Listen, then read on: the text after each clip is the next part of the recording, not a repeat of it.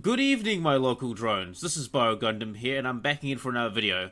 So today, we're going to be doing something very special today. Now, this is the very special video that I was talking about earlier. Me and my buddy here, Grady, are going to be doing... me and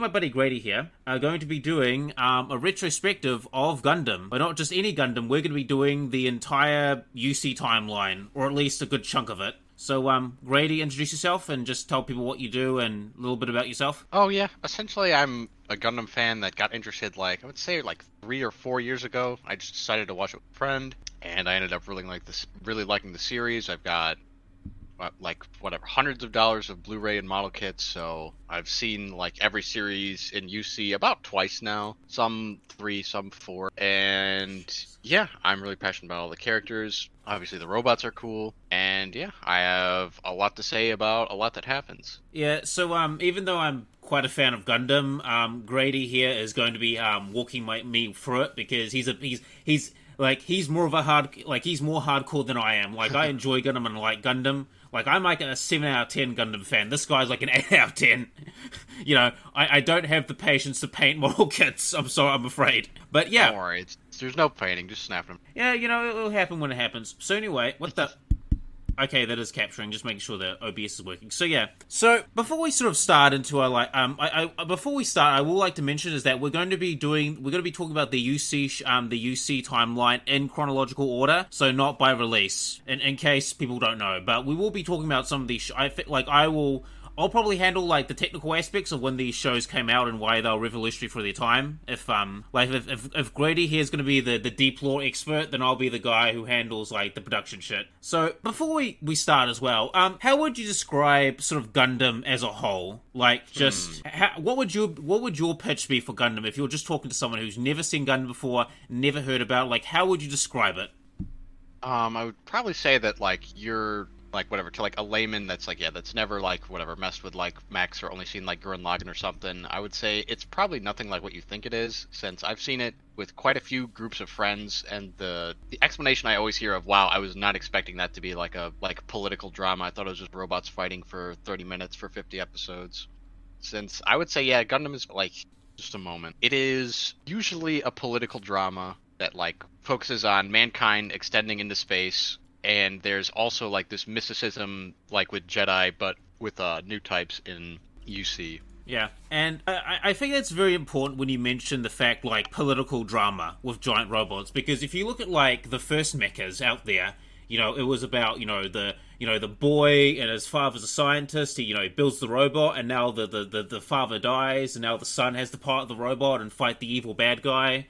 Or you have Astro Boy, where scientist basically makes himself a son, essentially, after his real son died, or, the combining robots, or shit like that. Mecha, as far as anime is concerned, had its background in, the super robot genre and stuff like that, but Gundam sort of came around, and it's we're gonna take all these good ideas, but we're just gonna make them better. And, what Tomino does is he just decides, let's have plot continuity, let's have politics, let's show the horrors of war and all these things. And it's not like any other show had done that before, but I think Gundam is the one that stands out for combining all these things together. Yeah, I would agree with that Gundam, was, the first, big one to, make it as, a real robot show, and, would sort of coin the term, real robot of, something that is within the realm of possibility, whereas something like Getter or Mazinger is pretty much just fantasy. I doubt we're ever gonna see giant robots running around shooting fire out of their chest, but who knows. I mean, in Japan they built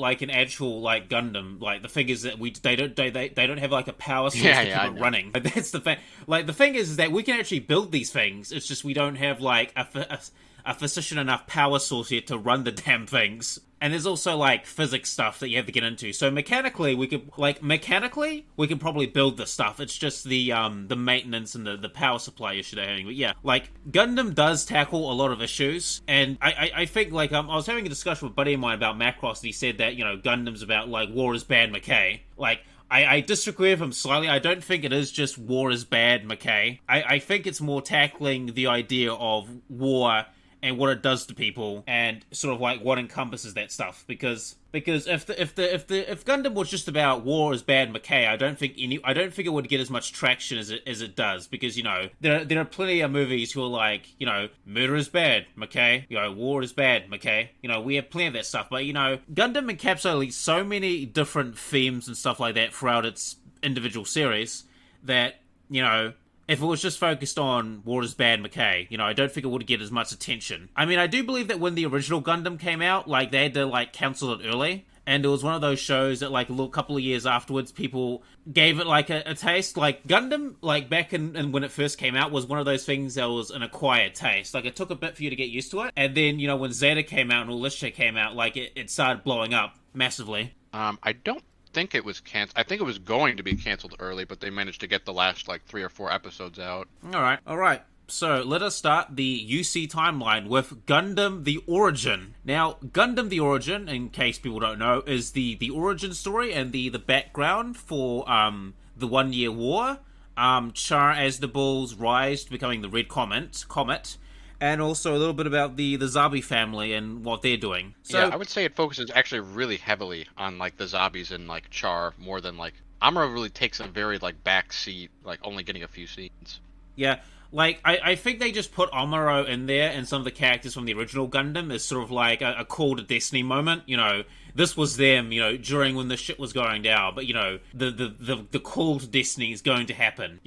It's like one of those, it's like you're reading, like, a history book, and it's like, this famous general met this person, once upon a time, and then, 10 years in the future, they're actually fighting each other in a battlefield. Wow, what a coinky-dink, what a call to destiny. Mm-hmm. I think it's something like that, because the way they kind of build it up is almost like you're watching, like, a history documentary in a way. Like, it's like, Char Aznavour and Amuro Ray were at this exact same airport at this exact same time. Maybe, this was fated to happen, this destined rivalry, that type of romantic notions. But, so yeah, what I really like about Gundam the Origin is it sort of shows you, why the Zeon faction kind of exists. Because, like, in the show itself, like in the original show, they tell you a little bit about the independence of the space colonies and the Earth Federation is corrupt and stuff, but you see little hints of that in the show. You don't really get to see, like, the on the ground, why would people be rising up against the Earth Federation. And Gundam the Origin sort of gives you, like, a bit of a sneak, like a preview of why people are sort of rising up against the Earth Federation on side 3, or is it known as the Republic of Zeon? So what happens in the Republic of Zeon is basically Zaikun dies. He's this revolutionary political guy. He's about independence for the space colonies. And, he dies midway through giving a speech. And a lot of the people who are, like, his supporters and stuff, they're like, oh my god, he's been poisoned, he's been assassinated, the Earth Federation is evil. And it just starts a chain reaction, and then you have the Zabi family take over.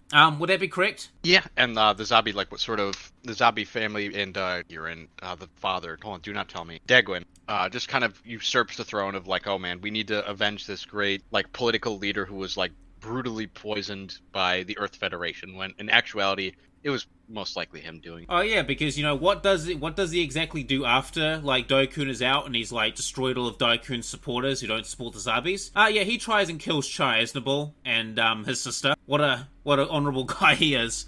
I'm gonna support my friend by killing his children. Actually, was that him or Giran that ordered, like, the hit on Char and Sayla? I forget. I think that he was the one behind it, but, like, the main... I don't think he was doing anything to discourage it. Because, like, yeah, like, that's something that I really like about the Origin, is, like, it makes me think that Degwin, like, obviously he was, like, a bad dude because he murdered his friend for, like, political gain, but, like, a lot of, like, the escalation and, like, violence and horrible shit is, like, kind of done by Giran. And Degwin just kind of, like, plays it off. Yeah, like, you kind of get the impression that, like, especially in Gundam the Origin, there's a bit of, like, a power play going on. Like, you get the impression that, he's actually trying to challenge his father for, like, head of the household. Like, you get that impression that, he's sizing up his old man to challenge him for head of the household. And he's not the only one. His fucking sister is eyeing up that position, too.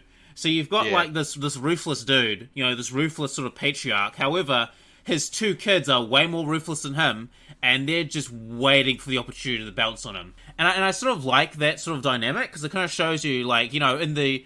You know, it showcased that the Zabi family aren't this, like, united family. There's quite a bit of tension there with some of the members of the family. Yeah, a lot of them are very much, like, not allied by blood, but, like, by convenience, and that once that convenience is gone, they're more than happy to, like, turn on each other, as, like, we'll see later in, like, the original Gundam. Yeah, so I like it how it sort of started those seeds, because when you watch the original Gundam, you're like, they're just doing this because they're evil, and it's just like, no, they were always like this, you know. There was always this sort of, like, this competition, this bad blood. And actually, if I remember correctly, we actually find out that Zabi actually had another son that was assassinated, you know, got caught up in a car explosion, and that's another thing that fucking sets this you know, anti-Federation shit going, is they're like, oh my god, you know, they tried to like, it was actually during his funeral, it was during Zai-kun's funeral, and it's like, oh my god, they tried to assassinate, you know, the Earth Federation tried to assassinate, you know, a member at this guy's funeral, oh my god, they're evil and shit, like, you know, this escalation of things, like, you can kind of see how shit got this bad. Yeah, I think the Origin does a really good job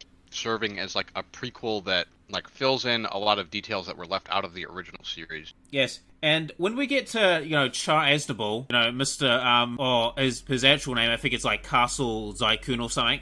Is it Castle? Castle Remdike. Yeah, Castleville? Yeah, Castleville. Okay, I can't say that name properly. Yeah, we find out, we're just gonna call him Char for now, we find out that Char Aznavour as a kid, he is very fucking intense as a kid. The one scene that really speaks to me is that when he's piloting, like, the gun tank thing, and, like, all the other gun tanks are in the way, and he's just, like, firing, like, no hesitation. He's like, these people are my enemy, they're trying to kill me, fuck them, and just goes full speed ahead. And we sort of see, like, people think that Char Aznavour is intense, like, in his adult, like, it kind of gives you, like, the seeds of what Char Aznavour was like as a child and what he will become. And you're like, you can kind of get the hint, you can kind of see why he became the Red Comet. Like, he's just kind of naturally gifted at fucking warfare. Would you get that impression? Yeah, that, and as well as, like, it sort of, like, feeds into, like, the deception, like, aspect, especially, like, when he's dealing with Garma, of, like, how he, like, very much plays, like, him along and, like, manipulates him into doing what he wants. And it's, like, very, like, showing of, like, the person he'll become, like, when he's talking to Garma in the original Gundam, like, I guess you could argue when he's talking to Camille, when he's talking to Gyune and Quest, and Nanai in Char's Counterattack, how he's very much, like, not really, he's talking to people to get something, in a way, and treating them in a way he knows will benefit them, or benefit him. Yeah, so, you know, it paints this picture of Char Aznavour as, even though he has these relationships with people, like, these genuine relationships, he's more than willing to throw them away. And, you know, this is where in Gundam the Origin we find out where he got his name, Char Aznavour. So, Char Aznavour is actually the son of a guy that took him and his sister in. And essentially, this guy, the original Char Aznavour, is going to be working at the Zeon Academy. And they look very similar to each other. And so Char Aznavour does the old, like, fucking switcheroo. And the real Char Aznavour dies. And, you know, his sister thinks that her brother is dead. But no, you know, old Castleville here has taken the place of Char Aznavour. And the actual Char Aznavour's father is wondering, like, why his son is, like, this freaking Red Comet, and, like, you know, why his son hasn't written back to him. Because, you know, his son blew up in a fucking plane accident, which the Zabis arranged. And, that scene also shows you, like, just how intelligent and how manipulative and how charismatic Char is also as a person. Like, this is a dude that trusted him. And he's like, hey, switch clothes with me. And the guy's like, oh, yeah, sure. And then dies in an explosion. And Char Aznavour's like, not me, didn't do it. Yeah. He totally just plays it off as, like, whatever, someone is just a stepping stone for him. Yeah, and then that's where we get sort of introduced to the Federation. That's where we get introduced to Char Aznavour's, you know, life in the military academy. I find it very interesting is that the treatment of, like, the Federation officers. You get the impression that there's a bit of arrogance around them, and not like the general, like, I'm a high-ranking commander in the military, so give me respect arrogance, but really, like, this real, like, disrespect for these people at the military base. Like, do you get that impression? For like, just a general, like, animosity, like, towards space noids, I think. Yeah, like, they're like, colony people, you know. They kind of give off that feeling to them, and, you know, this is also putting seeds of, you know, why would these colonies want to rise up against the Earth Federation? Well, it's because they're being treated like shit, you know? If you have like, you know, if you have a civilian populace who's being treated like shit by, you know, by another group, you know, of course they're gonna band together and fucking rise up, you know? I mean, people can only take so much abuse. But yeah, you sort of see the seeds there of, like, the Federation sort of, like, you know, viewing these, oh, you know, these space noids, these space people with discontent, oh, the, you know, the like, almost like they're peasants or serfs, you know, oh, the filthy father-grubbing son space noid. Yeah, I think, like, another interesting part about that is, in, like, the original Gundam, it doesn't really go into, like, the Earth Federation's, like, corruption all that much. It's just sort of, like, I think maybe hinted at 1 or 2 times. Yeah, but... it's like in the original Gundam it's hinted at, but like in this show they sort of like pull back the curtain to give you like a little peek. Like, this is what... Whereas, like, before, when people are talking about, like, negative, like, interpretations of, like, the Earth Federation government, they'll usually go to, like, the Titans in Zeta, or how they handle, like, Zeon or Neo Zeon in, like, Double Zeta or Char's Counterattack, or, like, the later UC series. But, like, yeah, right here, it's good to see that it was, like, there before the... Yeah, and this is just with, like, these aren't even, like, the higher-ups. These are just guys who are sort of, like, mid-tier on the military ladder, if I remember correctly. Like, some of these guys are, like, mid-tier, maybe upper middle tier on, like, the military ladder, and this is shit coming from them. And it's also... And I think it's coming from a couple of the grunts as well, like, some of the people that are with them. Like, this is coming from, you know, this is coming from, like, a very certain set of people. And, you know, if you're a spacer and you see this shit, you know, I think a part of you in your head's gonna be like, man, these people just don't respect us. They treat us like shit. You know, why should we do anything for these people? Like, you're gonna have that thing ticking in your head. And, you know, this showcase, you know, very sort of micro scale, like, the corruption that's there. Like, it's tiny stuff, you know, but we don't see the big stuff. But this is the tiny stuff, or the breadcrumbs that'll lead to that corruption. You know, that leads to where this corruption is coming from. And another aspect I liked about the original Gundam Origin is we see Char Aznable and his friendship with Gamma. And it's really interesting how they sort of start out as these rivals. And I always get the feeling that's how Char Aznable wanted it to be. Like, basically, he sees Gamma as, like, this guy who has so much to prove. And in Char's head, he's like, you know, if I can just push this guy and push this guy, I might be able to get a friend. And a friend in air quotes out of him. Like, do you get that impression?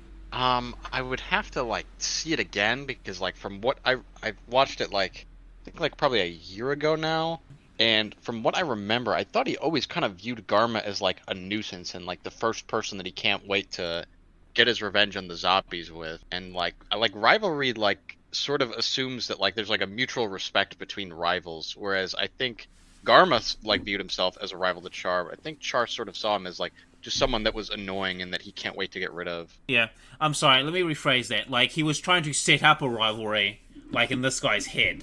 You know, for Garma to think that there's this rivalry, this friendship, but Char Aznable's like, oh, yeah. No.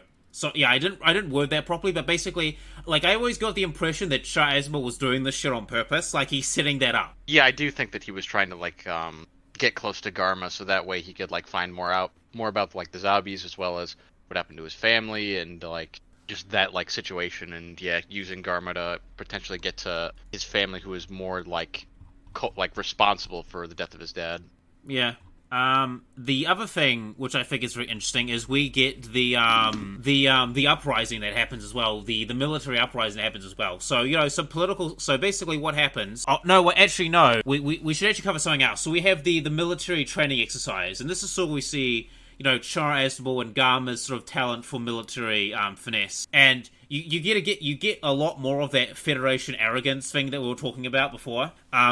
Basically, like, they defeat the fucking, you know, the Fed guys in this military exercise, and these Fed guys are just fucking really annoyed. And then this political thing happens in the city. I forget what happens, but wasn't it like some sort of giant riot that the Federation tried to put down, and that just got way out of hand? I think so.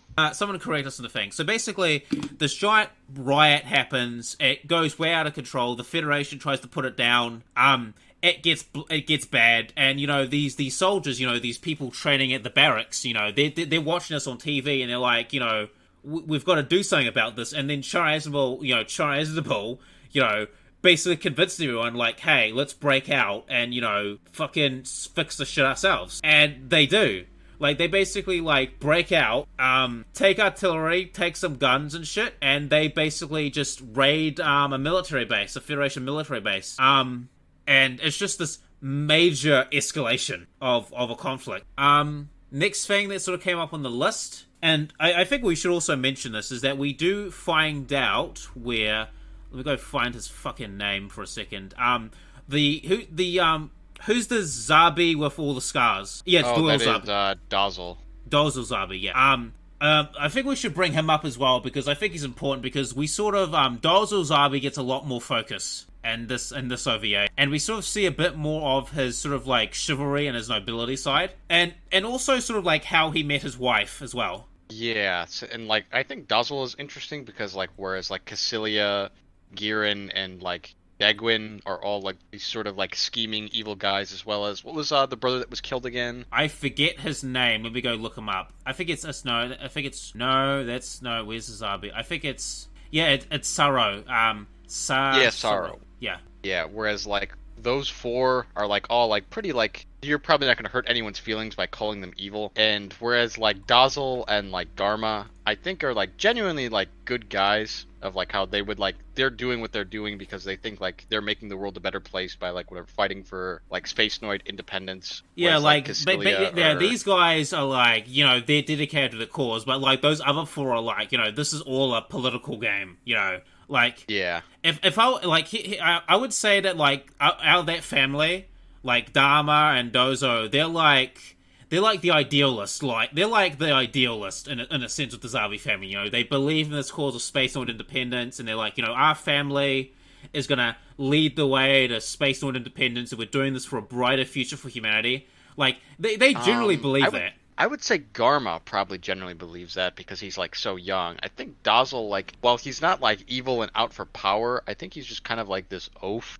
that's, like, whatever, just doing what his family, like, says to do. Alright. Like, he's this very, like, goofy, like, especially when you see, like, scenes with him and his wife or him and his daughter, he's very much like this, like, very, like, loud, boisterous, like, loving father type. Yeah, he's like, I always, he kind of reminds me of, like, a bit like a teddy bear, in a sense. Yeah. Yeah, okay, maybe he's less of an idealist, but you can't call him necessarily a bad guy. Like, he's just... Yeah, no, I wouldn't say that. He's just sort of caught up by, like, his family's, like, ambitions and goals. And, like, he does have, like, sort of, like, this warrior spirit. Yeah. I think he's doing it I think he's probably doing it for honor and stuff like that more than anything else, but that's just me. But yeah, like, Garma is full of the fucking Kool-Aid. Like, Garma's drunk in the full Kool-Aid, and he's like, you know, I'm gonna do... Like, we'll mention the scene later when we get into Gundam, but, you know, he's like, we'll see this more in the original show, but yeah, like, guy's drunk in the Kool-Aid.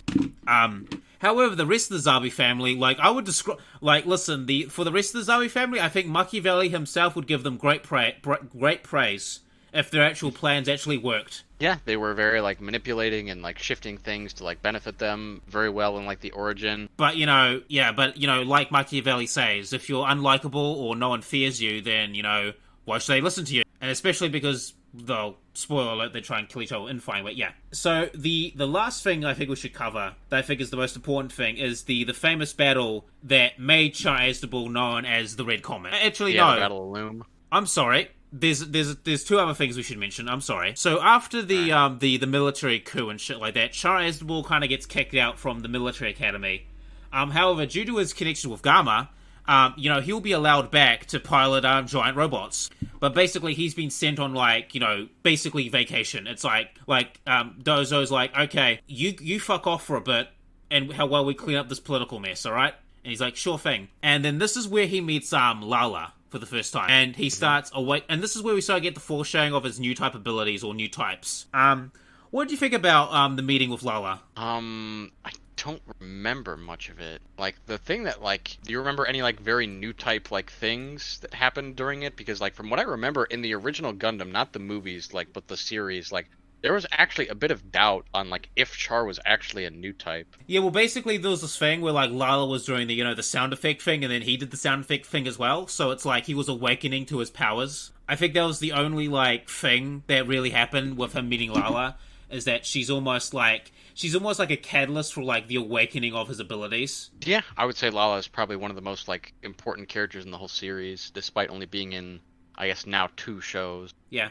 So he meets Lala, and then eventually he's sent back up to, the space colonies to pilot giant robots. The guy who invented the Manaski particle was killed in the first mobile suit battle engagement ever, which Char Aznable took place in. And then we get to the Battle of Longrum, which is the most important aspect of this chapter, because two things happen. This is where Char Aznable gets his famous name, the Red Comet. And also, this is when the famous Federation, I think, general escapes the battle. Like, he gets captured and imprisoned, and basically... General Rebel. Yeah, General Rebel. And Char Aznable boards the ship, sees him, and just lets him go. He's like, not my problem. I just love that, because, like, Char Aznable, after the battle of... So, for the audience, like, after the great battle where he got, like, his name, the Red Comet, he basically got promoted to, like, Special Forces, and basically told to do whatever the fuck he wants. And... he comes across the ship, and he sees the guy, and he's just like, you know what? Not my problem. And... Yeah, I think he probably let him go because he figured it would be a lot easier to, like, operate and, like, gain, like, fame and power within, like, a time of war, as opposed to if, like, whatever, Rebel never escaped, and, like, sort of Zeon and, like, the Federation just keep kind of, like, butting heads, but never, like, openly, like, clashing. Yeah, that's the impression I get as well. That's the impression I get as well. Like, he sees this as a mass opportunity. Like, he's like, I could get a shit ton of prestige or praise for bringing this guy in, but revenge will be harder. I'm gonna go with revenge, and he just lets him go. And I love it. Like, I love that moment, because this is like a history clutch moment. It's one of those moments of, what if, it's like when you read a history book and it's like, oh, what if the single crucial moment didn't happen, how would that change things? And that was that moment. Because if I remember correctly, the Earth Federation was actually going to surrender to the Zeon faction because they just did Operation British with the giant colony drop hoe and devastated like half the planet, and the Federation are like, fuck, we can't fight this. Like, yeah, and it was Rebel that was like the main voice of like the Zeon are not as strong as like they outwardly appear. We can definitely win this. Yeah. And then like I guess the final thing to like touch on would be like whatever the hints at like Temray and like Project V. Yeah. All and right. how it like really like starts off. It's a good segue into like the original Gundam. Yeah. So, Gundam the Origin, like a very good prequel, helps fill in a lot of blanks. Now, let's get into the original Gundam, Gundam 79. So Mobile Suit Gundam 79 is about, main character Omino Ray, who, gets caught into a war between the Earth Federation and the Zeon forces. And this is where Now, when it comes to historiography of Gundam, Gundam itself for the time was very revolutionary at the time, as I just mentioned. It was one of the first mecha shows that sort of combined, plot continuity, very like politics, and just overall this war is like, I'm pretty sure there's other mechas that have tackled these themes like individually, but not together as Gundam did. And now for Gundam 79, I have an argument that like Char Aznable and Omino Ray are both the main characters of the show. I guess, yeah, you could call them deuterologists in that they kind of share it, but, like, I would say that, I would say it starts out with, like, Amuro is, like, very clearly, like, the protagonist, and Char is, like, whatever, the cool masked villain, and in the end, it, like, looking back, you can view him more as, like, a deuterologist. Yeah. All right. Since I did all the speaking for the Origin, do you want to take it off from here? The important details, because my throat's getting a little dry. All right. So essentially, the start of 0079 is the war between the Earth Federation and Zeon is like whatever at its peak, but it's also like sort of reached a stalemate. But Zeon has like their Zaku's, which dominate in space. And the Earth Federation essentially has like one last miracle project to try and like save the war effort and like push things in like the right direction, which is Project V, which is the creation of the original gun, and it's being transported on Side 7, which is Amuro's home colony. The colony gets attacked by Char and his men, and like whatever, through a bunch of like strange circumstances, Amuro is forced to pilot the Gundam, leave on the experimental battleship, the White Base, and it's sort of like the big beginning to like the end to, or the turning point in the war. Yeah, because essentially during the show, like Omino Ray and the crew of White Base just became like literally like a one-man army essentially, and they can't get any help because fucking, all the other Earth Federation people are busy freaking elsewhere with the Zeon faction, because, the fight on Zeon isn't just happening on Earth and space, it's also happening in the colonies and the jungles of Earth and shit. Like, it's a pretty fucking intense war going on. Yeah, especially, like, even when you're looking at all the, like, the side content of, like, all the different, like, theaters, like, in O8th, like in War in the Pocket in the colonies, or sorry, O8th in like whatever the jungles of America. Wait, was it America that O8th was set in? It was either that or like I think Vietnam or something. Like it was somewhere in that area. I would have shit. You may be right. I'll have to double check where exactly it took place.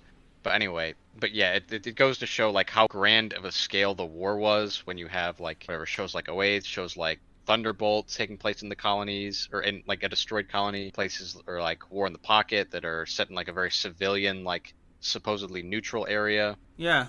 And sort of like and the story from there is basically Amuro Ray getting involved in very massive battles and, experiencing like the horrors of war. And I think the original Gundam does very well in a sort of very own, like, sort of bare-bones, minimalistic way. Does a very good way of showcasing, what happens when soldiers fight or die, and sort of, like, what the effects of military life can do to a person who isn't, of the warrior spirit or anything like that. Because for quite a few people in the Zeon faction, they're enjoying this. They're die-in-the-heart warriors. They live for battle. They live for honor and glory on the battlefield.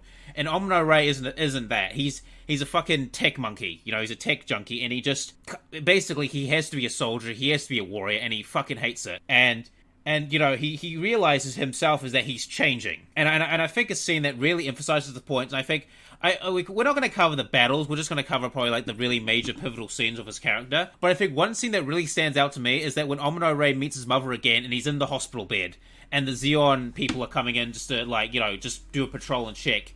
And he shoots one of them point blank. Yeah, and his mother said, like, I didn't raise a murderer. And he, like, it is sort of an interesting, like, thing to see, like, when you compare it to, like, whatever, like, Super Robot War shows, or not Super Robot shows, like, whatever, like, Mazinger, like, it's very much, like, the character is, like, a hero who, like, does good. Whereas, like, you could argue that Amuro was doing the right thing, shooting that guy to, like, whatever, to keep him and everyone there safe. But, like, the people didn't treat it that way. Yeah, and now Amuro Ray sort of paints him in. Oh, go ahead. Yeah, and it sort of puts Amuro Ray in a pit. It kind of puts Amuro Ray at a picture in a corner now, because he's like, he can't be that normal guy ever again. Like, because he's thinking to himself like, he has to be this warrior, he has to be the soldier. But, when the war's over, can he go back to normal? Will he ever go back to normal? And, it kind of paints him, it kind of puts him in this corner. And, there's another scene where he basically, like, runs off for a bit. Like, he runs off because he's like, I've had enough of this shit. He deserts a bit. And then he comes back because, he realizes that as the Gundam pilot, he has a responsibility. And it is very much like a bit of like a coming-of-age story for Amuro Ray in a sense. Because, Amuro Ray now has the power to pilot this mobile suit, and now that he has responsibility, well, what is he going to do with that responsibility? Is he going to shirk responsibility because it's hard? Or, is he just going to shirk it because it's too difficult? Or is he going to embrace responsibility and try and grasp with the difficulties of it? So, what was the thing you were about to say before I interrupted you? Don't remember. But anyway, yeah, like, it is very much like a coming-of-age story of, like, him, like, whatever, being thrust from, like, whatever, childhood, living carefree inside 7, into, like, whatever, the forced responsibility of having to defriend his friend and crewmates on the White Base by piloting the Gundam. He reaches points where he's like, this is too much, I can't do it. He'll hide in his room, later he'll run off into the desert and meet Rambarel. Yeah. And I forget what actually brings him back. I think it was...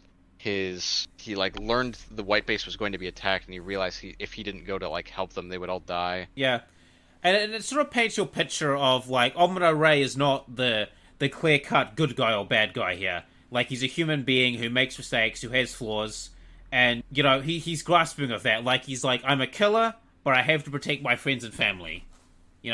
Like, it really does sort of paint this. And also, like, the also thing about Gundam is it doesn't sugarcoat war and shit. Like, it very much tells you straight up that if you're not one of those warrior or soldier types, like, war is going to suck for you. You're not going to like it. Yeah, as well as, like, showing, like, the casualties, especially, like, in the starting of original Gundam when, whatever, Side 7 is, like, being attacked in Fra and, like, all the families are trying to escape. Like, Amuro, like, essentially, like, For all like she sees Amuro as she's running away and runs to him, and right as she leaves, like an explosion hits where like her family is, as well as where everyone was like evacuating to, and like you see like a few moments of like her grieving over like the loss of her family, and that's very much like not something you would expect to see in a show of that time period. Yeah, and I think what's great about it is it's so like fucking instant.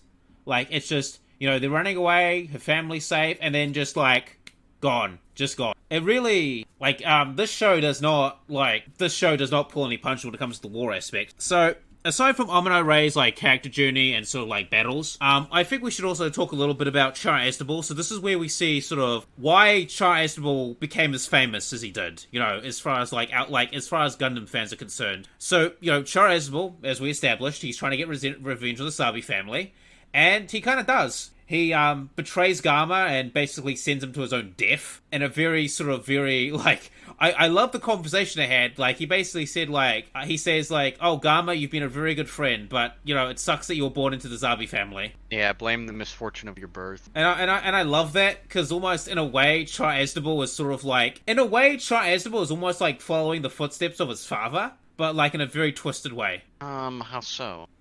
Well, his father wanted change and stuff and wanted freedom for independence for space and stuff like that, and Char Aznable is using... How would I...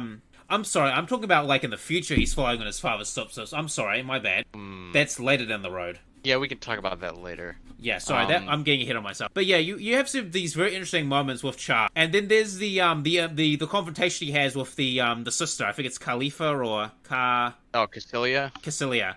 He has that confrontation with Cassilia, and she's like, oh, I remember you, Char. We used to play together. And then when I saw that scene, I was like, oh, that's so wholesome. And then I remember freaking Origins. I'm like, oh, is that what they mean by playing together? Yeah, I think it's funny. Cassilia was definitely not one of the she's not like Dazzle or she's closer to like Giran and Degwin than like Dazzle or Garma for sure. Yeah. Yeah, you sort of see this how sort of like terrifying she can be. Like she's a very terrifying, scary lady. What I think is very interesting about Char Aznable's like vengeance quest is that he didn't even kill all the Zabi family. Like, didn't most of them just like kill each other or get like killed in action without him doing anything? Let's see here. Garma's death he directly caused. Dazzle was killed by Dazzle was killed by Slegger, I think, if I remember right. Giran kills his father and Cassilia kills Giran. So that means Char got 2 out of the 5. That's pretty good. So that's a decent record. It wasn't a one-off. He came back for Cassilia, but he missed one. Oh yeah, so we'll talk about that missing Zabi when it comes up. But what else for the original Gundam? I mean, we also do see like Amino's Ray's father going fucking crazy. Yeah, because like in the opening scene, he essentially gets blasted out into space, and he has like oxygen deprivation for when we see him again, and he's like not completely a whole person anymore. And that is another thing, like whatever, if you compare to shows that came before, like Super Robot shows, of like whatever, normally like the father figure will like either die or simply like remain like active in the show, whereas you sort of see Amuro's dad like in this really like decrepit, deteriorated form, and it's like really depressing. Yeah, and actually, what's interesting in Gundam is you see like Amino Ray being more distant and distant from his parents as time goes on. Like it's almost like to them, their son is dead to them. I would say, yeah, I would agree with that for his mom. Like, for his dad, I don't know if he even, like realizes that, like, what is, like, happening around him anymore by the time Amuro sees him again. Yeah, like, he seems just completely obsessed with Zeon and the war and shit. He's like, woohoo, we're winning! And then he falls down a flight of stairs, and it's, like, apparently it's not, I don't know I'm not sure if he's dead or not. Yeah, that's the thing. It's like, but you know, it's just one of those things that showcases you. Like, he was a guy who was just there, and now he's like permanently fucking brain damaged. Yeah. I think the last thing we should probably talk about is Lala and you know, Amino's sort of relationship with her. You know, they both have this like sort of like psychic connection thing that happens, and then you know, Amino Ray like kills her in battle because she blocks a hit for Char, and like so like when Amuro and Lala first meet, I think. Does he meet Lala first or Char? I think essentially he meets Lala first, and then Char comes out of the car. Yeah, like his car is broken down, and like Char and Lala get out to like help him, and essentially like whatever, there's a connection between him and Lala, and like that like progresses when they like, I think they meet again. Yeah, they definitely meet again. And then I think Amuro's big like new type awakening was the showdown in Texas when he was fighting Char, I think. Or was he fighting, what's his name? Oh, it's different depending on the movie or the show. The show, I think that's where he kills, what's his name? Haired guy, Mkuve. Wait, no, or was that on Odessa? Shit, I'm mixing. Anyway, the point is, he like, that is when he like first like actually initially like awakens to his new type powers, and he's like whatever, seeing like things before they happen, or he gets flash, or he like gets an expanded consciousness from Lala. Yeah. And eventually through the show, he kills Lala because she takes the bullet for Char Ball. And this is sort of one of the things that start their rivalry, because you got these two dudes who have this very special connection with this psychic lady, and basically, like, the psychic backlash, like, they both feel it, if I remember correctly. Like, and I do believe this is what, doesn't Char Ball's, like, new type powers, like, waking up here as well? Because, if I remember correctly, like, his powers are, like, different for how other new types experience it, but I think this is where he sort of woke up to some of his abilities. Was her dying? Sorry, come again, for Amuro or Char? For Char. I don't remember if Char actually, like, if he, like, whatever, has, whatever, that same, like, expanded, like, psychedelic moment as Amuro does. I think he might have, but I also remember, like, suspecting, like, wait, is Char, like, actually a new type when he, like, near the end of the series, like, I remember being unsure. And then, like, he pilots the Zeon and he gets his, like, new type flash, and you realize, like, yeah, he is too. Yeah. I think his abilities, are weaker than, like, say, Amuro Ray or Camille, who we're going to be talking about shortly. But yeah, this starts off their big rivalry, and then starts off the very iconic scene with Amuro Ray and the Gundam shooting it up in the air. It starts the final shooting. Yeah, such an amazing scene. Yeah, it's pretty iconic. Yeah, we're just gonna breeze through the OVA things. 8th MS Team, I like it because it's very guerrilla warfare, and it has this very nice sort of Romeo and Juliet sort of vibe to it. Yeah, it was like a pretty like standard like love story, and like the real big like appeal of it is like seeing the grunt combat, as well as like a little bit of like the super projects like the Absolus, and just seeing like that, I guess like sort of there's a lot of like allusions to like Nazi Germany in Zeon, and like how near the end of Nazi Germany there were a bunch of wonder projects that were like, whatever, if we can just create these super weapons we can turn the tide of the war. And I think that's mirrored pretty well in like 08 with like the Absolus project of, yes, if we can complete this project, it will completely like change the tide. Yeah. When obviously it just became another failed project. Yeah. So 8th MS Team, we're just going to go through these OVAs because, well, there's plenty to talk about. We want to focus on the main series. War in the Pocket, I like because it's very tragic and very down to earth. You know, it's like, you know, how do civilians react to a completely political war? And I sort of like it how you meet this sort of like this Zeon Forces guy, and he's just a regular dude who's fighting for the space colonies. You know, Bernie. Bernie. He's very similar to like Garma in that way. Like, he drank the Kool-Aid. You know, he believes in the space noid independence. Like, his cause is true, but the faction that he's fighting for is not. And I think it's a really interesting thing of how, you know, he's being viewed through this child's eyes, you know, through this innocence. And it's just such a sad and such a depressing show. Yeah, it is. Like, I don't know if I would say Bernie, like, drank the Kool-Aid. I think everyone in like Cyclops team, like whatever, his team that infiltrated the colony, like, sort of, I don't know if I would say like every soldier in like whatever the army is like necessarily like, yes, I am fighting to like defend the Constitution and American values. I think most of them are like, I'm doing this whatever to protect my family because I think like whatever, I was drafted, I have no choice. And like there's plenty of like very like human reasons to join like the military that aren't like the Kool-Aid. And I think Bernie is just someone that has sort of like been swept up in the war that like doesn't want to be there but simply has to be. Yeah, maybe I forget. Maybe I've forgotten. But that's a really good OVA. Next we go to Gundam Thunderbolt. And this is where, now, I think we should pay a bit of more attention to Gundam Thunderbolt, because this is where we start getting the prototypes for the Psychome system, and also just sweet jazz soundtracks. Yeah, where the Psychom-U was initially, like, yeah, that was the sort of the prototype, or the, what's it called, Daryl's Psychozaku, which utilized a system that would read inputs directly from the brain to, like, the limbs. Yeah. It would sort of serve as, like, the prototype for the Psychom-U that would later be used in, like, the Zeon, that would allow for, like, remote weaponry. Yeah, what I like about, you know, Thunderbolt Gundam is it sure shows you, you know, these Psychome systems didn't just come out of nowhere. Like, they were working on this shit for a long time. You know, like Yeah, second another good. Oh, I was just gonna say another good like whatever manga slash novel that goes into like the prototypes of the SciComm system is Blue Destiny, the exam system. Yep. Of like it's like experimenting on like new types and essentially like yeah it shows like it's a good thing to come before or both the exam and Daryl's Psychozaku are good examples of like really shitty things that turn into like weapons of like mass production. Yeah, well, these are like the prototype things. Like they're good prototypes. Yeah, these are like prototypes. They're like, you know, like if the 1 year war was able to continue for a couple more years, like they probably would have mass produced that shit. Yeah, and, like they eventually like sort of did. Yeah, you know, it's like the first World War II, World War I tanks. You know, they were all shit, and then like as they kept on improving the design, they got better and better. Now, this is going to be... I have very mixed thoughts on Stardust Memory. I'm going to let you take it away from here, because I've got very mixed thoughts on it. But alright, sure, I will say, like, Stardust Memory...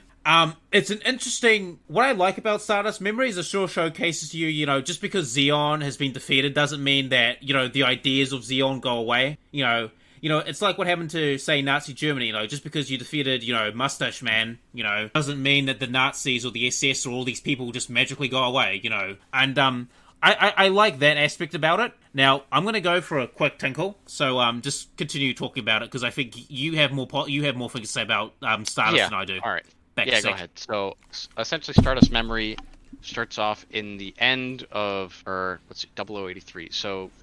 4 years after the end of the 1 year war, Stardust Memory begins, and it starts with pilots of the Earth Federation. Fuck, now that he's gone, my fucking brain's not. Test pilots just testing out whatever new mobile suits, like revamped Zakus, revamped GMs, and there are 2 Gundams that are being set to test in Stardust Memory: the GPO-1 and the GPO-2. GPO-1 was just sort of like a redesigned, updated original Gundam, and the GPO-2, which was also a redesigned original Gundam. However, it came with a nuclear weapon. Actually, I'll wait for him to turn for this part.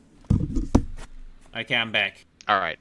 I was just, so yeah, I just sort of summed up the setting, and the part I was at when I decided to wait was, I was talking about, in the opening scene, like, they're test pilots, and they're going to test the Gundam GPO-1 and GPO-2. GPO-1 being a redesigned original Gundam, GPO-2 also being a redesigned original Gundam, but it came with a nuclear warhead. Yeah. And how that sort of goes to show that the Antarctic Treaty in the original Gundam, which was the treaty banning nuclear weapons, sort of like, I guess treaties like that only exist if you have someone to hold you responsible. Like Zeon and Earth Federation are both agreeing, like, hey, this is best if neither of us have this. Whereas, like, if there is no Zeon, then the Earth Federation can be like, well, like, who's gonna stop me if I make nukes? Yeah, and this is where we sort of see this corruption aspect as well of the military. It's just like, you know, it's like, well, if no one it's like the Geneva Convention, you know, it's just a piece of paper. Like, if no one reports, you know, stuff happening, it didn't happen. You know, it didn't happen. You know, why did you have robots that are packed with nuclear missiles? Those aren't nuclear missiles. Those are napalm. Oh, okay. Wait, why is that radiation sign not there? Bang. You know, I sort of like how Stardust, like, yeah, now that you mention it, I forgot about the freaking Arctic Treaty. My bad. You know, it sort of showcases more of that freaking military corruption. It's like, you know, like you said, like, who's really going to stop us?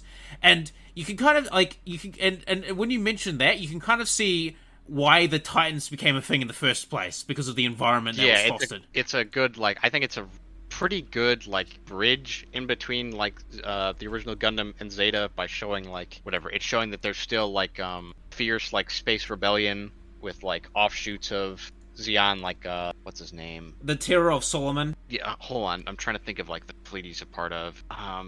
Not the Dazzle, fucking... Oh, I can see this guy's face. He's bald. He's got him, like, mustache. Yeah, I can see his face as well, and I remember his fucking nickname. I think it was, like, the Terror or the Nightmare of Solomon or something. No. You're thinking of Gato. Gato is the man who steals the GPO-1. I'm thinking of his commander. Oh, alright. I forgot. He's the sub-commander. Fuck. I don't want to look at it. I have to. Just say evil balding guy. It's fine. No. Hold on. It's important. Not really, but I want to know. It's a good thing I have the wiki I've up. talked about him before.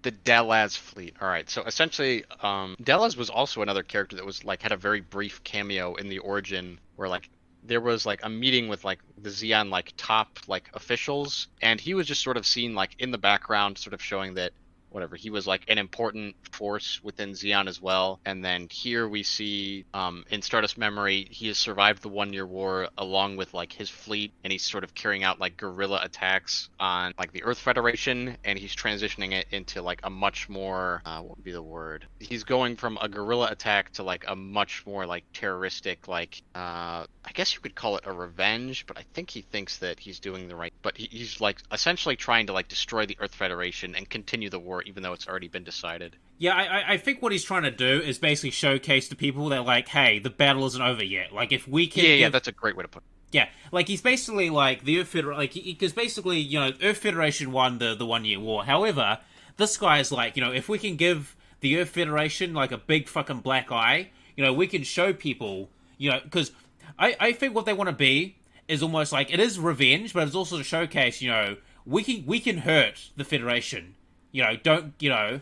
Like, I think like, basically, he's trying to inspire people to rebel, you know, essentially. Yeah, that's a good way. He's, like, trying to pass the next torch and, like, inspire the next generation of, like, separatists, which I suppose, in a way, he sort of does. Well, because he shows it could be done. Like, you know, if you're fighting against a tyrannical king and, say, like, a bunch of people, like, storm the capital, or storm, you know, the palace or something, even if they fail, like, a part of you in your lizard brain is going to be like, he's touchable. It's, you know... Like, a part of your lizard... Yeah, if some people could get this far, then maybe we could get even farther. Yeah. You know, and this like, sort of explains, you know, why the Titans became a thing. Because, you know, this guy, while he failed, they don't want him serving as a martyr. Let's go through the story a bit. Yeah, alright, never mind. I'll get ahead. So essentially, End of Elgato and an ace of Zeon that joined Delaz's fleet at the end of the 1 Year War, steals the nuclear-armed Gundam, and I guess to paraphrase the whole series, the Earth Federation is looking to like sort of flex their muscles on space by holding like this huge big, what was it called? I think it was like the Naval Review, where they would have like the entire like Earth Federation Navy all gathered in one spot to like, whatever, show their like strength over like the space colonies. As you do. And they do. They have like, whatever, everyone in one spot while like the fucking nuclear-armed GPO-2 is out. Or was stolen by Zeon. He gets to like the top of the Naval Review and says like, Solomon, I've returned, and he fucking essentially, I think, like reduces like the Earth Federation like naval forces at the time to like fucking like a half of what they like were supposed to like what their peak would be, just with one missile. And like there's a really good scene after the nuke goes off of people like screaming like, shit, what happened to our commander? Our ship's on fire. We need help. And it's like a really good like glimpse at like being in a shit's fucked situation. Yeah, it's like I love it because it's like, you know, it's like a David and Goliath situation. You know, you see this big tall man, you know, he's flexing his muscles. Some kid throws a pebble at him and he falls down and crushes his entire unit underneath him. Yeah, it's more like some kid throws a grenade at him and it just fucking like just rips him to shreds. But like still, even with like the Naval Review decimated and like whatever, the Delaz flat retreating after that, they realized that was not the true purpose of the plan. The true purpose of the plan was to distract them at the Naval Review while they prepare to drop another colony onto America. Nice. Which eventually they do. Gato dies trying to get back to his ship after Delaz was betrayed by one of his soldiers, and the colony descends to Earth and it lands within, I think it was North America, and like it sort of ruined like America's like whatever considered like the breadbasket, so I believed it caused like mass starvation once the colony drop happened. So that was like another way to like weaken like the Earth Federation by causing like unrest on Earth after that. But after like the biggest thing to come out of it is the Earth Federation realizing like there are serious threats within space that are trying to harm us. We have to really start cracking down, otherwise we're going to have another Naval Review and another like Stardust colony drop. And I mean, one guy wiped out half their naval forces. I mean, that's quite the freaking key. That's quite the what's the thing in Call of Duty? Your KDR or something?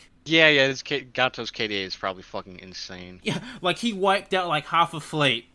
Like they and you're gonna see this theme throughout like UC Gundam is how the Earth Federation just keeps on getting weaker and weaker and weaker from all this shit. You know. It's very similar to like the Roman Empire or like famous empires of old. Like it's just too big to stay. It's just too big to really. Yeah, like I would say like the Earth Federation, like after the 1 year war, and probably after this event, like they stopped trying to let me think about that for a sec. After like this event and like they sort of hand things off to the Titans, the Earth Federation itself, so not like the Titans or Londo Bell or whatever, will like start to focus less and less on space and try to ignore it more by like giving whatever, like delegating that responsibility to like, well, the Titans can handle it. They're like our protectors. They'll make sure that whatever the evil space people will stay in space with the space monsters. Yeah. Like, you sort of see them getting weaker and weaker, and I really think the decline starts around about here. Yeah. Like, when you have one guy wipe out half your navy, I mean, that's a pretty big flex on the opposing side. So... yeah, it was definitely a huge black eye. Yeah, so anyway, speaking of the Titans, we get into Zeta Gundam. So, what do you think what happens when you have a private military force that no one holds accountable for their own actions and they're here to stomp terrorists? What do you think's going to happen, people? What do you think's going to happen, class? Well, with no one to hold them accountable, essentially the two main people or essentially all the top brass in power are just sort of like trying to line their own pockets, secure their own like political like strength, and like transition into being like the king of Earth, like Jamitov and Bask, who were like whatever key players in like, in fact I believe if I remember right, they sort of orchestrated it so like Stardust would go off so well in order to like create a reason for them to seize power. Yeah, I think what's really interesting is almost like the Titans are almost like America's war on terror in a sense. And, like, I don't want to bring in, like, real-life politics and stuff, but, like, it kind of gives me that vibe, you know, like, it's the war on terror, you know, the evil space people, quick, send the military out. Like, do you get that vibe? Yeah, it is sort of like they're, like, in a way, aiding the very thing they're trying to fight, so they have a reason to, like, exist and attain more power. Yeah. And this is sort of where we get our main protagonist, you know, Camille. He's a bit of a... would you describe Camille as a bit of a malcontent? Or... yeah, he's very hot-headed. He makes, like, very emotional decisions very rashly, very quickly. Yes, and basically, you know, a person like that who's a space noid, you know, and the Titans are now... and you have, like, a Titan military base in your colony. Not exactly a good combination, isn't it? Because, so for a long list of events that I don't want to get into... hold on, real quick. I think it's important to mention that, like, the Titans are also a group that only will recruit Earthnoids. So, like, someone like Camille, who is a space noid, is, like, barred from being able to serve in the forces because he's... whatever, he was born in space, and that's one of the big, like, contentions has with them. Yeah, that as well. I forgot about that. But yeah, so you have this guy and these military guys. Let's just say that he's on their shit list. You know, he's on the Titan shit list, and through a series of events, he ends up jacking and stealing the Mark II Gundam and ends up joining the AUG. Yeah, which is sort of like this counter faction to like the Titans that are trying to like oppose their oppression and expose like what they're doing to outer space as well as. Yeah, because from a little bit of like the side story and manga and stuff like that, you get the impression that the Titans, like on the surface, they seem like a very, you know, legitimate organization until you see some of the other stuff they do. Like basically, if they suspect you're, you know, some sort of Zeon remnant or some sort of terrorist, it doesn't matter if you're innocent or not. Like they'll torture you, they'll beat you, they'll threaten you. Like they basically do whatever the fuck they want to you.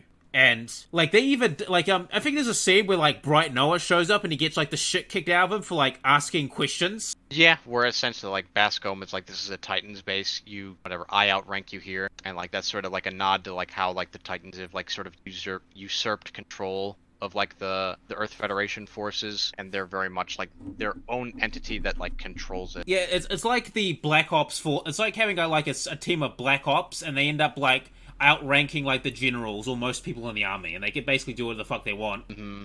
Since like the normal like chain of military command, I would argue is probably like whatever, and like the Earth Federation in like 0079 is like more accountable. Like if like there's a problem, you can probably like get it fixed through normal means like some of the time. Whereas like here, like if your like superior officer is like corrupt or doing evil shit, well like shit, dude, you're in the Titans. That's just how things go. Yeah, so basically, so Camille joins the AUG, and this is sort of where we How would you describe Camille's journey? Because I have a feeling that his journey sort of reflects Omaro's in a way, except his one is less about being his one's less about warrior stuff and him being less of a teenage angst. Let's see. I guess if we were saying like Omaro's is sort of a coming of age story, I would agree that Camille also like that. That whatever, he's at the start of the series, he's very rash and impulsive, and like he's like quick to shut out other people. And through the story, he progresses to be like a little bit less emotional, a little bit more like level-headed and like forward thinking. Yeah, like still like he still retains his intense like emotional like I mean, I think we should mention that the Titans did kill his parents. Like, even though his parents were assholes, they did kill his parents. Yes, this is true. You know, so there's also that as well, and also tried to kill him and killed two of his friends. Like, I like it how, like, Camille is like that malcontent that, you know, he's just gonna rabble. You know, he's just gonna be a rabble-rouser. You know, he's just gonna rabble. And basically the Titans, through, you know, cracking down on him, he literally becomes, like, the terrorist they thought he was gonna become. Which I think is interesting. Yeah, if they just, like, sort of, like, left him alone. Well, actually, like, really, the Titans didn't even really do anything that egregious to him to, like, get before he stole the Mark II. Like, he just didn't like them, and then Jared called him a girl. I think that was the reason why. Like, basically, you know, it's like, oh, the man is putting me down, you know? Like, this is an emotional teenager, you know? He's like, the man is putting me down. I'm not going to be put down. And he also gets beaten up a lot by the Titans as well. I think him becoming, like, you know, what they feared he'd became, like, official after his parents got killed and shit. But, yeah, that's when he was, like, sort of completely committed to, like, wiping out the Titans. Yeah. Like, before, he was just going on a power trip. It's like, I'm piloting a giant robot, and now I'm joining a terrorist organization. Heh. You know, like, I get the impression he doesn't really understand the full seriousness of what he's actually doing until, like, you know, his family gets killed. And during this time... I think it's important to... Oh, go ahead. Yeah, and sort of during this time, he meets a certain Quattro Kojima. Oh, yeah, I was just about to bring that up. Essentially, so, Quattro Kojima, who is actually... Castle Daikun, who is actually Edward Mass, who is actually Char Aznavour. So, have you ever read Char's Deleted Affair, the manga? I have read a couple of chapters of it, and I've heard the rough I know the rough idea. Yeah, so essentially, like, that just sort of, like, gives you a good idea of what happened after the 1 Year War ended. Because the last time we saw Char had killed Cassilia and escaped, what was the final battle? About Ku? Or was it... But basically, actually, he, like, he GTFO'd. He's like, I'm done. Peace out, bitches. I wouldn't say, like, sort of. He kills Cassilia, he makes, like, a clean getaway, and he flees to Axis with, a few of his comrades, like Apolli and Roberto. And they hang out at Axis for a while like, the Zeon is, like, trying to reorganize itself. Zeon itself, like, surrenders, and Char... And, like, the Axis faction sort of breaks off and, like, creates their own, like, entity of, like, trying to preserve Zeon, because that's also where... Actually, we'll get to that also later. But essentially, Char grows, like, dissatisfied with, like, being at Axis. He sees what's happening, like, at Earth with the Titans, and, like, I guess this is sort of hard to tell, like, why exactly he defects from Axis and joins the AUG, but I guess we can get more into that later. I think it's implied. I think it's implied that, like, he viewed the AUG as like a better option, like a better alternative to get his goals or whatever the fuck he wanted to do. I guess, like, but at this point, like, Char has completed his goal of, like, getting revenge on the zombies. So, like, I'm trying to think of, like...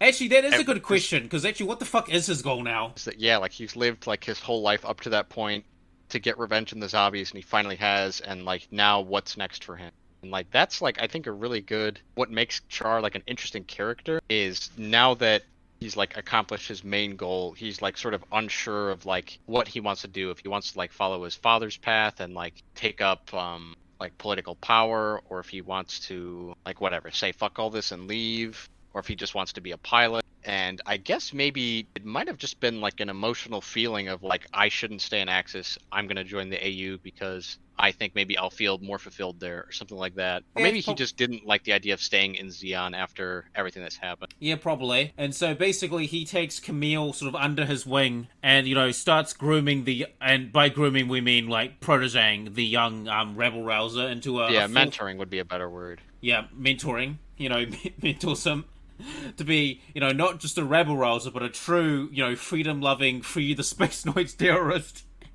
You got yeah. Camille going like, "Dear diary, I killed more of Jared's friends today." Yeah, and Char very much does like take on the role of like, I would say he acts a lot like an older brother, trying to lead Camille down like the right path and make sure like whatever he doesn't do something that whatever would like ruin him. And I would say maybe at this point Char's like starting to feel like less conflicted about what he wants to do, and he's like, I think Camille and Char like sort of mentor each other in a way, in that like whatever Camille like whatever goes to Char like to learn about like whatever like whatever piloting a mobile suit, as well as going to him like to ask like, do you think what the Titans are doing are wrong, and if so why? And like he learns from Char, and Char tries to like guide him in the right way. And I think by Char guiding Camille in the right way, it sort of helps him into like a healthier and more positive place. Yeah, because I think like Char as well sort of views Camille almost as like a new hope or like a purpose for existing.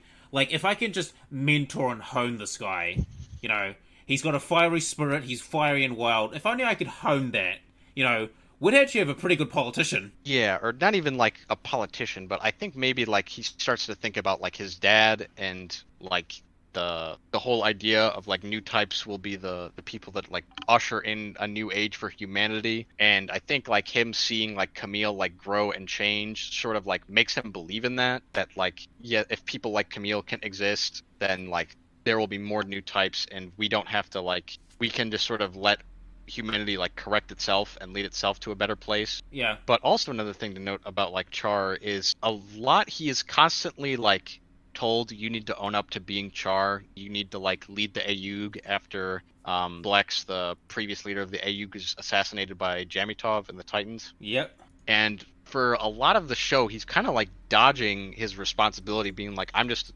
Quadripagina, nothing more, nothing less. I'm just a pilot like you, dude. Yeah, I'm just Lieutenant Quadripagina from the Federation. Yeah, and like in a way, like eventually Amuro will rejoin the Ayug as well, and like they'll sort of talk about how like Char is kind of running away from.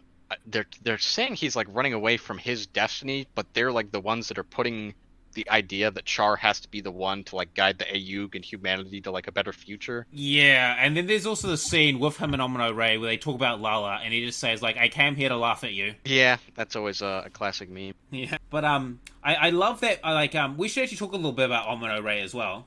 Before we continue. So, some years have passed, and things haven't exactly been going great for Amuro Ray, despite the fact that he's like this war hero.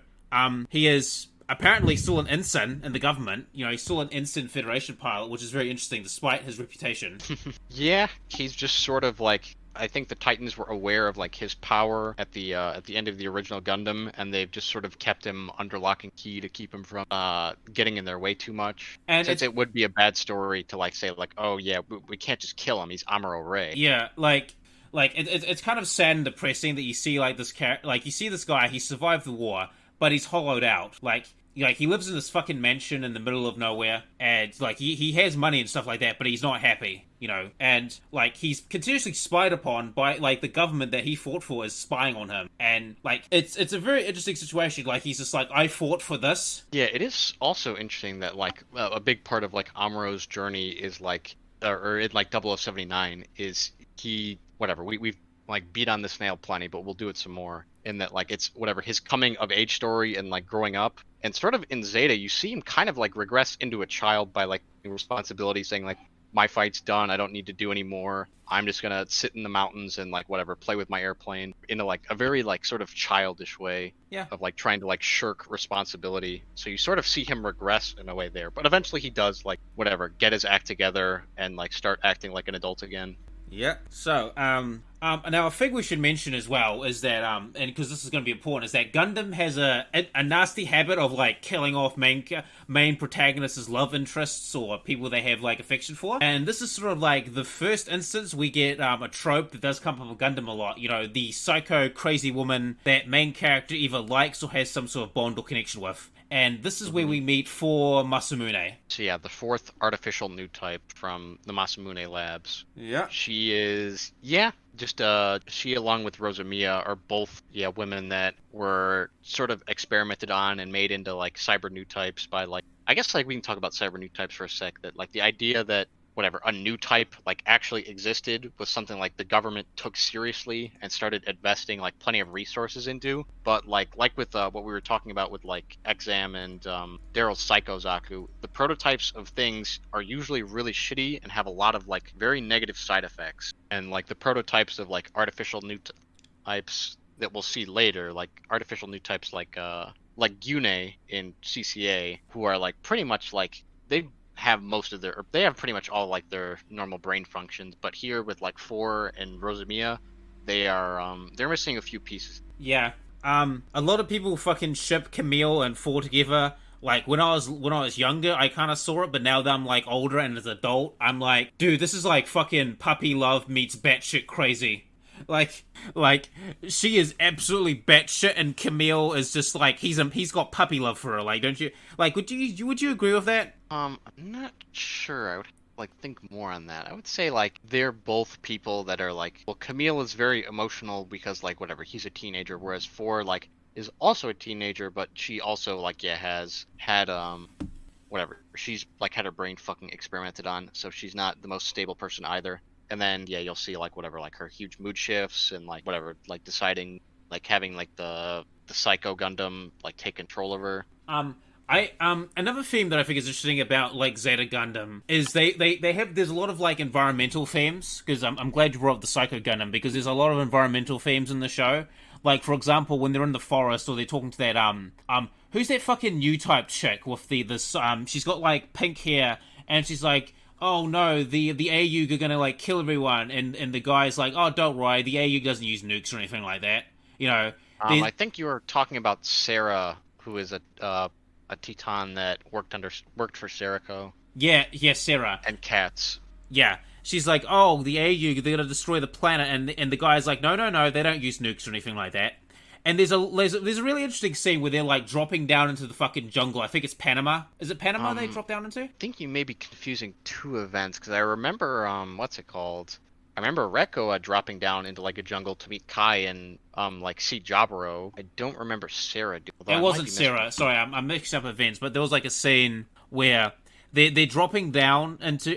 That was the drop to Jaburo. Yeah, the drop to Jaburo. Like there was a scene where some woman was talking. Like I don't think it was Sarah, but it was someone going like, "Oh, the AU, they're going to destroy the planet," and someone's like, "No, they won't. They don't use nukes."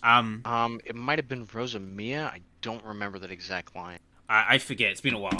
But anyway... Are you talking about when Rosamia was saying, like, the sky is gonna fall? Yes. Alright, there you go. Yeah. Where that was, like, probably just the Titans, like, inserting some memories to, like, make her, like, give her a reason to, like, really want to, like, fight desperately to stop the AUG. Okay. We'll cut some of this part out. But anyway, there's this very interesting like scene when they're dropping down to this jungle, and you see like this battle unfolding, and you see like animals and the trees falling over, and all this like destruction of the environment and stuff. And yeah, that was the Jaburo fight. Yeah, that was Jaburo. And what I really like about it is sort of like it's very subtly sort of saying of like, you know, look at what this war is doing, not to just civilians, but look at to the nature itself. Like, not even nature is held sacred as well in these fights. And yeah, that was a very like what would be the word? Like you see a monkey, or you see like an injured animal like crushed over a tree, and you see like its babies like, you know, nudging it, going like, you know, like nudging it, and it's like it's dead, dude. Like you can't save it. Like your mother's dead, and it's like really it's pretty graphic about it. Like it's like, hey, what happens when a bunch of giant robots have a battlefield in a jungle? Well, a lot of animals get dehomed, a lot of forests get set on fire, and, you know, like, look at what we're doing to the planet.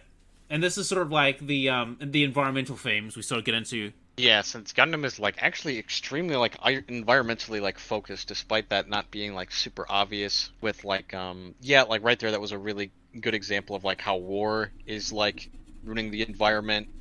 And then, like, there's, like, constant talks of, like, Dakar, how it was, like, once, like, a lush green place, and now the Sahara is, like, pressing up right against it. Yeah. And they're saying, like, oh, yeah, this is due to human pollution. And probably because of dropping 2 colonies on the planet itself is probably not good for the environment either, but, you know.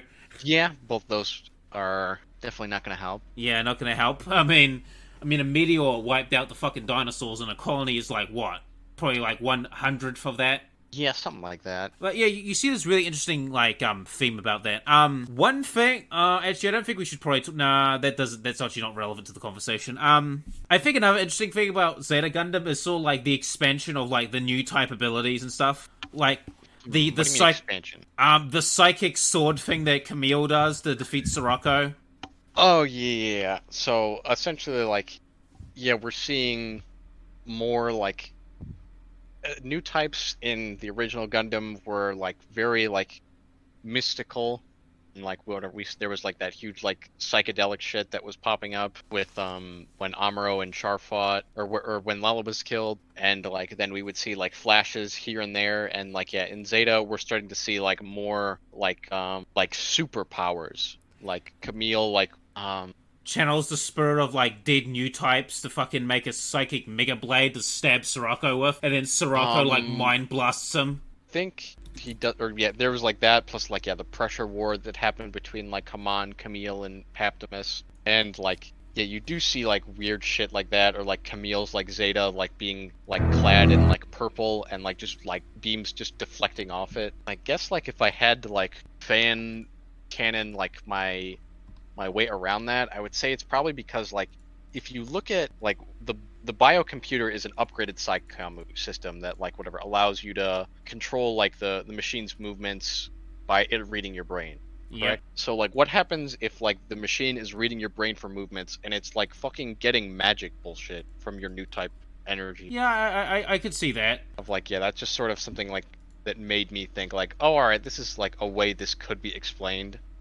Is like whatever the machine is like reading your brain's inputs, and if your brain is inputting like fucking weird magic shit, it's like, well, all right. But yeah, it is still like very like mystical and like not like explained very thoroughly, but it's probably better that way to leave it to it's fans probably it's probably better that way. I mean, there's a scene where wasn't the Zeta Gundam designed from like one of Camille's like drawings? Like he was just drawing something, and the guys like Camille had a background in mobile suit design, and the Zeta was just one of the things that he had recently built or recently designed. Yeah, and they're like, oh, he's a new type because he can invent new shit. I'm just like, wait, like there's like a couple of scenes of that, like, oh, he must be a new type, you know. So you get this impression of like new types are also tied to sort of like military innovation in a way. I think the point of that is to show that no one has like a really good definition of what a new type is, since like later on we'll see like them described in like a myriad of ways. Like some people use it just to describe like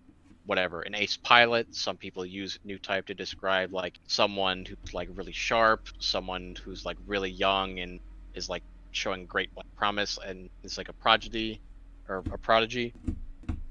Yeah, okay, I can see that. The last thing that I think we should mention before we move on to Double Zeta is Neo Zeon. So not all the Zabu family is actually dead. One of them had a daughter. It was Yep, Dozel. Yep, Dozel. He had a daughter, and actually she managed to get away. So during the just sort of like the final, sort of the ending parts of Zeta Gundam, you know, Chari's will sort of comes back, and basically Hamon, I do believe her name is Hamon or Hamon. Yeah, Hamon. So I'll just like sum this up real quick. Of like, so after Char, the 1 year war ends, Char flees to Axis.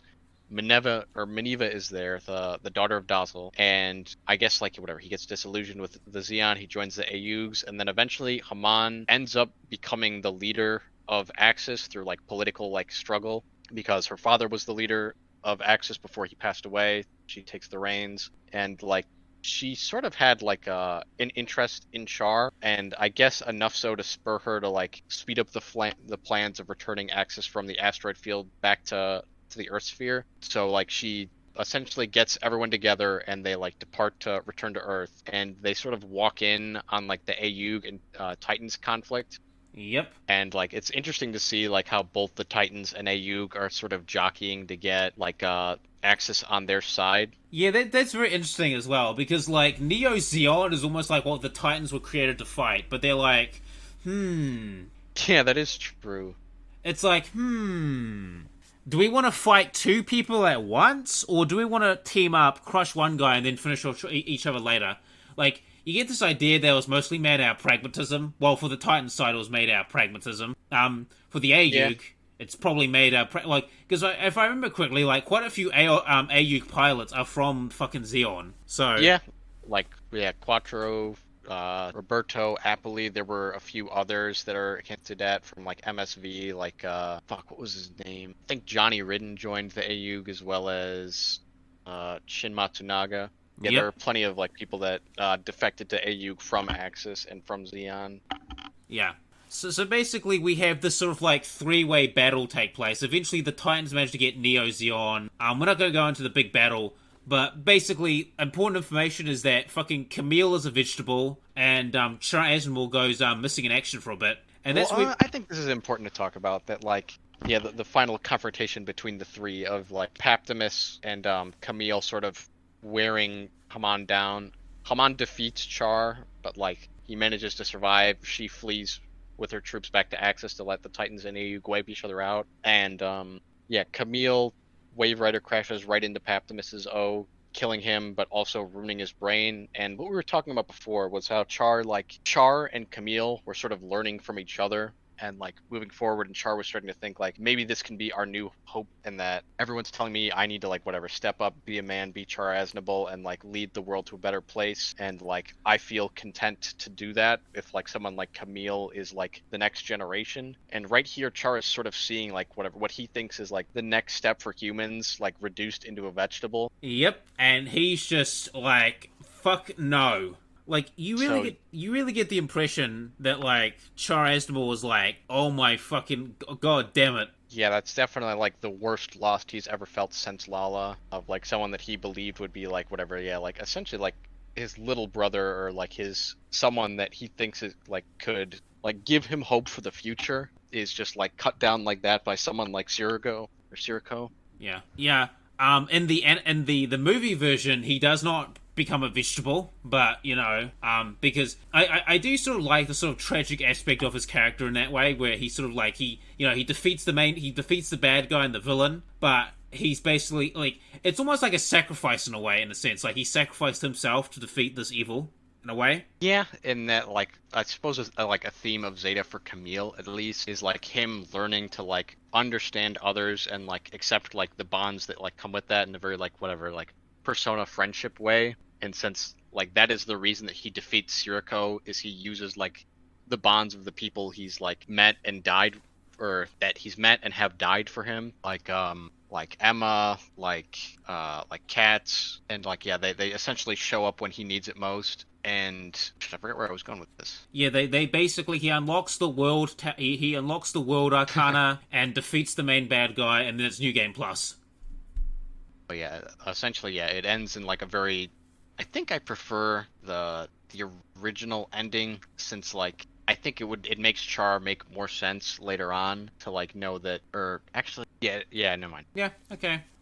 So after that battle, the AUG is left like completely crippled. Essentially like the only pilot they have left that can still fight right now is Fa, as well as like Camille is a vegetable, and like Bright takes the Argama, the flagship of the AUG, to Side 1 for repairs, and the Titans are destroyed, the AUG is in shambles, and Neo Zeon has pretty much escaped unscathed so far. Yeah. And now they're deciding that it's their time to assert their own independence. Yep. And this is where we get to Double Zeta. So do you want to take it away? Because I need to grab a quick drink. Yeah, sure. And also, I don't remember much from Double Zeta aside from a purity and that one colony drop was like some Aztec stuff. Yeah. So Double Zeta, I think, is pretty good. I like it a great deal, and it starts off with like moments after the end of Zeta.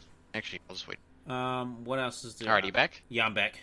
Alright, so it starts off moments after, like, whatever, the ending of Zeta, as we just talked about, and it focuses very heavily on, like, the war between Neo Zeon and, like, what remains of the AUGs, and the new type crew that is picked up on Side 1 where the Argama lands after the final battle. And essentially, like, Bright, or actually, I guess I should talk about the show first. It's much more lighthearted, cheery at times, compared to Zeta. And yeah, Zeta's a lot more depressing and serious. It would be like if, it's a complete, like, tone shift, and that leads to a lot of people who are like, oh yeah, dude, I love Zeta. What an interesting, deep like political drama. It's so serious. It's so good.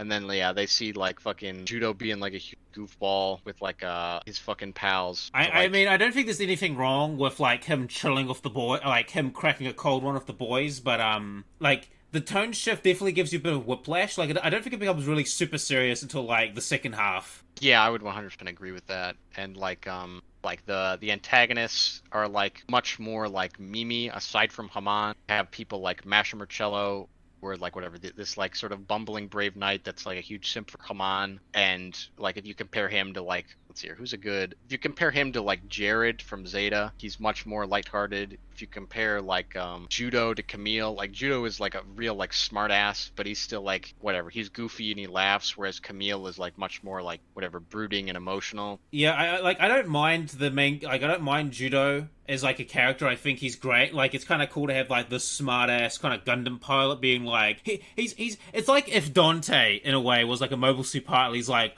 wahoo, and then like Bright Nose like no, not wahoo. You're supposed to kill things with your beam saber. Stop. No, this is not a crazy party. Yeah, that is a good way to put it. That like Judo was a very like bombastic, like I guess because he is so young. Judo was 14 at the start of the series, if I remember right, whereas Camille was 17. I think, how old was Amuro in 0079? Was he 15, I think it was 15 16? or 16, I think Amuro was. Yeah, but like Judo just yeah, he was 15 to 16. Okay, yeah, like Judo just kind of reminds me of like like not Dante, but similar to like a Dante-like character. You know, he's like woohoo. He's like, wait, is that beer on the Gundam dashboard? Yep. You know, yeah, he's just having a good like time. A very like he like sort of wears his heart on his sleeve, and like he's like kind of out for himself, but he still really cares about his friends and family, and he more or less like tries to steal the Zeta and like sell it for like money to put his sister through school, and eventually he gets like wrapped into fighting for the AUG, and like whatever. Essentially, he goes on sort of being like a pilot as a job for a little while. Yep. And fighting like whatever the Neo Zeon, and then let's see here, where would be like the big turning? I think. My memory is very vague. My memory, like I rewatched a little bit of like Double Zeta, but my memory is very vague. So you're gonna have to fill in the blanks. That's all right. I can fill in quite a few. I've like Double Zeta. But I would say the main turning point where it just kind of goes from like, yeah, this is a job, whatever.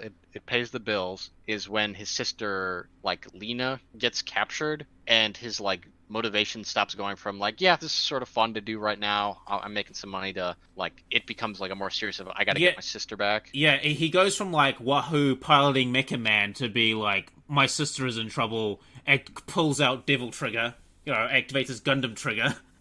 Then like so yeah, that progresses, and then he eventually meets like Haman, and they have like a little like sort of like Lala and Amuro like whatever new type moment where they like sort of realize like, who is this, like what is this feeling, and they just got lost. Like, doesn't she have like some sort of like attraction to old Judo because, you know, he's one of the few men that doesn't bow down to her? I guess, yeah, that Haman's like something interesting about like Tomino is he writes, if a character like has like a relationship or like a womanly like problem, he like 100% writes something like, this is like a woman. And like his characters like Rekoa, who was like dissatisfied with like whatever Char not seeing her as a woman, characters like Sarah, who were like obsessed with like whatever getting Paptimus's affection, characters like Haman, who are like super focused on like a romantic partner that they think is like good enough for them, like Char, and then later Judo. And Haman is very much like it's hard to tell if she wants Judo like as a pet or like as a person. I think it may be a mix of both, because like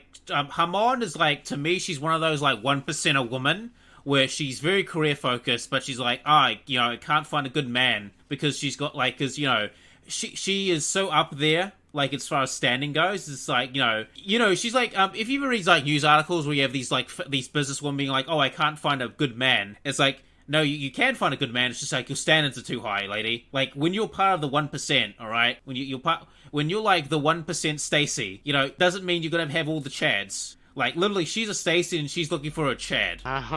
That's an unusual way to put it, but yeah, I can sort of understand what you're saying, that like she is looking for a very specific type of person when like she has like plenty of people that are already after her affection, like Mashimer, that she just sort of like isn't interested in, and that she's looking for whatever very forward-thinking, independent new types like Char and like Judo and whatever. She sort of like develops this like interest in Judo, and like she sort of maybe you could. There's a bunch of ways to look into it, like that maybe she wants to be like a mother to him, or she wants to be like a guiding force to him, like Char wanted to be with Camille. There's a lot of ways you could sort of interpret their relationship. Yeah, I'll have to like think more on that. And so that's like the foundation of like the relationship between the protagonist and the antagonist of Double Zeta. And I actually think it's a pretty good one. I think it's a very interesting dynamic. Yeah, and then another thing that's like touched upon is like while so in Zeon we were just talking about how like they were very politically divided despite appearing like a monolith with the factions fighting like Giran and Dagwin and Giran and like Basilia, right? Yep. And then this sort of same thing happens again with Glemmy revolting against Taman, like citing her as like a usurper, using Maniva for her own gains. So I guess that was just another like fun like tie-in of like that this is quite a pattern within Zeon. The Perus, which I think are actually really interesting, in that Peru is just like whatever, this new type child that is like sort of like not exactly another Lala, but sort of like that, of just like whatever, a young girl with like whatever, super in tune with the world and new type powers. And Glemmy gets the idea of like, what if we cloned new types? And this is I remember the Peru series. I feel very bad for both of them. Yeah, they both definitely don't come out with like very positive endings. Or actually any of the Perus, but like the idea of like, it's like in Star Wars, like, you know how like they cloned Jango Fett for an army? Yep. What if they cloned a Jedi and they had like millions of Jedi clones running around? Yeah, that's like, not going to be. Work that way? Yeah. And for the Peru series, like, didn't they get pretty mixed fucking results? I think for the most part, like they were pretty like Peru herself was like, she didn't have like any sort of cybernetic implants or like really anything messing with her head. She was just a genuine new type, whereas like Perus 2 and up were like sort of artificially modified by Glemmy to be like whatever, more aggressive, more obedient, like whatever, ready to like listen to like authority and orders. And like whatever, they tried to like cybernetically enhance her powers, like, but obviously when this early in the series, like there's still problems with cybernetically enhancing people, and it leads to like whatever, the headaches or the mental instabilities and shit, you know. Yeah, like it kind of gives you the impression that like there is no one formula for making a new type. Like you can clone as many new types as you want. They're all going to come out as defective. You know, they're not going to be as good as the original. Sort of, but in the same way, like I think this is also like just another like glimpse at the imperfections of like a prototype system, whereas like we can talk about another cyber new type later that I would say is like doesn't really have any problems, but we'll get to that later. And what was I just thinking of? Peru and Peru, and then more or less the midpoint of the series and like the big like change is when they're attacking Haman while she's at Dakar, where Char made his like famous speech in Zeta. Yep. And essentially Judo believes his sister has been killed, and this is like a huge like tone shift in the series where like whatever, there's a lot more like serious moments after this, as opposed to like whatever the Mimi like confrontations they have up to that point. Yeah, and if I remember correctly, there's a scene I do remember, is that when he meets Camille for the first time. It's Jomon, or fuck, I keep on forgetting his name. Wahoo Double Zeta Pizza Man. He meets Camille for the first time, and Judo. Yeah, Judo. I keep on forgetting his name. I'm good with names. It's just if I haven't seen him in a while, I forget sometimes. But yeah, like I like the scene where Judo meets Camille, and like he gets like the psychic like feedback thing from Camille, and it's almost like a passing on the torch in a way. Yeah, that's sort of like his awakening Judo to his like new type sensibilities, and I guess we can just go right into like Judo's relationship with Camille, in that it happens right there at the Argama. Then Camille's taken to a field hospital, and then near the midpoint of the series he meets Camille again, as well as Fa when actually this is an important thing, is the Ayugs around the midpoint after Lena had died. The Ayugs are starting to like try and negotiate with Haman, and like they're willing to like whatever cede her like whatever colonies in space, as well as like plenty of like resources in exchange for like the gold that like Axis has. And I guess Bright and Judo find out about this, and they sort of like look at it as like a slap in the face to all they were doing, because like the Ayug is essentially like getting ready to like make peace with like Nazi Germany too. Yeah, I can see. Yeah.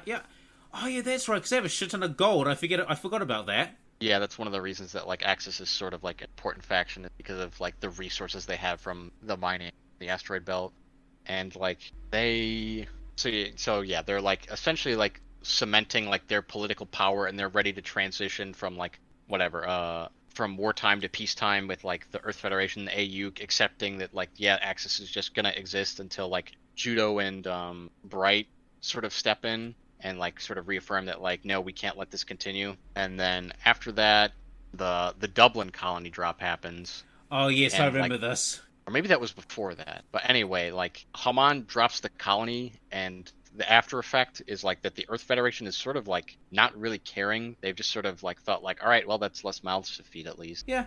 And like I would say, yeah, Double Zeta is where like the Earth Federation, yeah, it starts to like really like deteriorate into like its own like self-obsessed like inward focus. The point I where, mean, like, yeah, they're they have so colony little to drops work happen. with now. Like they've lost America, they basically lost fucking Britain. You know, Australia and probably the Pacific is probably fucked. Like they're losing all these locations. And Yeah, that actually is a good way to look at it, since like yeah, Australia got hit in Operation British. The Africa is like fucking getting routed away by the Sahara. Really, the only like area that hasn't been like brutally fucked so far.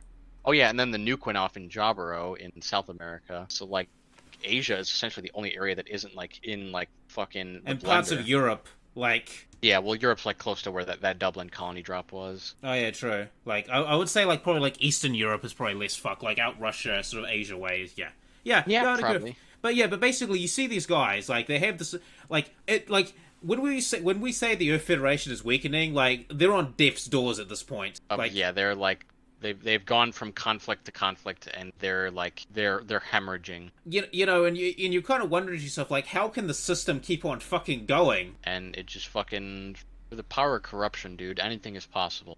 Yep. And like yeah, so that happens. Camille sort of returns to help like Judo, or to guide Judo and Peru to like victory in a battle defending I forget what they were defending, but I think it was just the Ayugs. And it's very similar to like the final scene in the original Gundam where Amuro is like coaching people like how to get out of Abaku and out of the White Base and get to like whatever the escape pod so they can like escape, and Camille sort of like fulfills that as well right here. Yep. And then eventually, like, whatever, it ends with them, like, finding Camille, who had gone missing. Whatever, Fa hugs him, and, like, it's sort of, like, looking positive that, like, he's getting better. And if I remember correctly, in a manga, they reveal that Camille becomes a doctor after all this. I don't know. I think I looked into that, and it, like, it's... I guess it's not impossible. I think it might have been, like, an alternate, like, UC setting. But, yeah, I think it's... Or we can talk about what happened to Camille once we're done with Double Zeta. Yeah. So like yeah, so the war progresses. Judo is like whatever, taking more and more a personal stake in this, like sort of to avenge Lena, to put an end to like whatever the conflict that's like been brewing between like the space noids and the earth noids. And he sort of like it all like leads back to like a final battle at Axis of like a showdown between him and Haman. Yep. And I think something I really like about like this final showdown is Judo or Haman sort of like holds back in a way when she's fighting him, in that like I remember like comments from Judo saying like, why aren't you using your funnels more? And she like remarks that it's supposed to be a duel, it wouldn't be fair. And he like responds to that like, if you could have like that level of compassion for like me, why couldn't you put that in like other areas of your life, like whatever, as you're ruling Axis? And it's like an interesting look at like Haman, that she does have like a sentimental side or like a sense of honor, but like is still capable of like yeah, of dropping fucking colonies on Dublin and like whatever, not like shedding a tear when her fucking loyal soldier Mashimer dies. And it ends with like Judo in a similar way to Camille, like using like whatever the power of like the bonds he made, as well as like pretty much every new type ghost comes out to help Judo like reform the Double Zeta because it got separated. Yep. And then like he escapes Axis, he defeats Haman, he tells Haman to like come out and like whatever, essentially come with him and like live the rest of her life, and she just decides like, no, that's not for me. And like I believe her final line as like she's about to blow up was, thank God I came back to meet such a good kid. Wow. And her the Cubile explodes, the AU or the Neo Zeon is essentially destroyed, and pretty much all the characters from Double Zeta make it out. Lena is revealed to be alive. Judo's super happy about that. And then there was and then Camille is showed to like whatever, he's running and laughing with Fa, and I think that sort of like gives you an idea that he's like doing better, he's on the road to recovery, he'll like one day like be a normal person again. And like, yeah, that manga, it's totally possible that Camille does become like a doctor and like he lives a fulfilling life after Double Zeta. It's very like, whereas Zeta it's had like, really... it's like in the future where they mention it's like, oh yeah, he became a doctor or something. I'm like, I could see it, but okay. Yeah, but at the end of Zeta is like really like depressing, and like so many people died, and it's like really like an uncertain look, especially with like Neo Zeon still existing. Whereas Double Zeta is like, all right, everything's been tied up. Yeah, we've you know, happy, things are going to be better. Yeah, things are going to be better. And speaking of final doors and shit, we're probably going to breeze through the rest of some of these other series, like, you know, some of these OVA and specials. But we get to Char's counterattack. I have a rough idea about what happens if like I've seen Char's counterattack, and I remember roughly what happens in it. But if you can help fill in the gaps.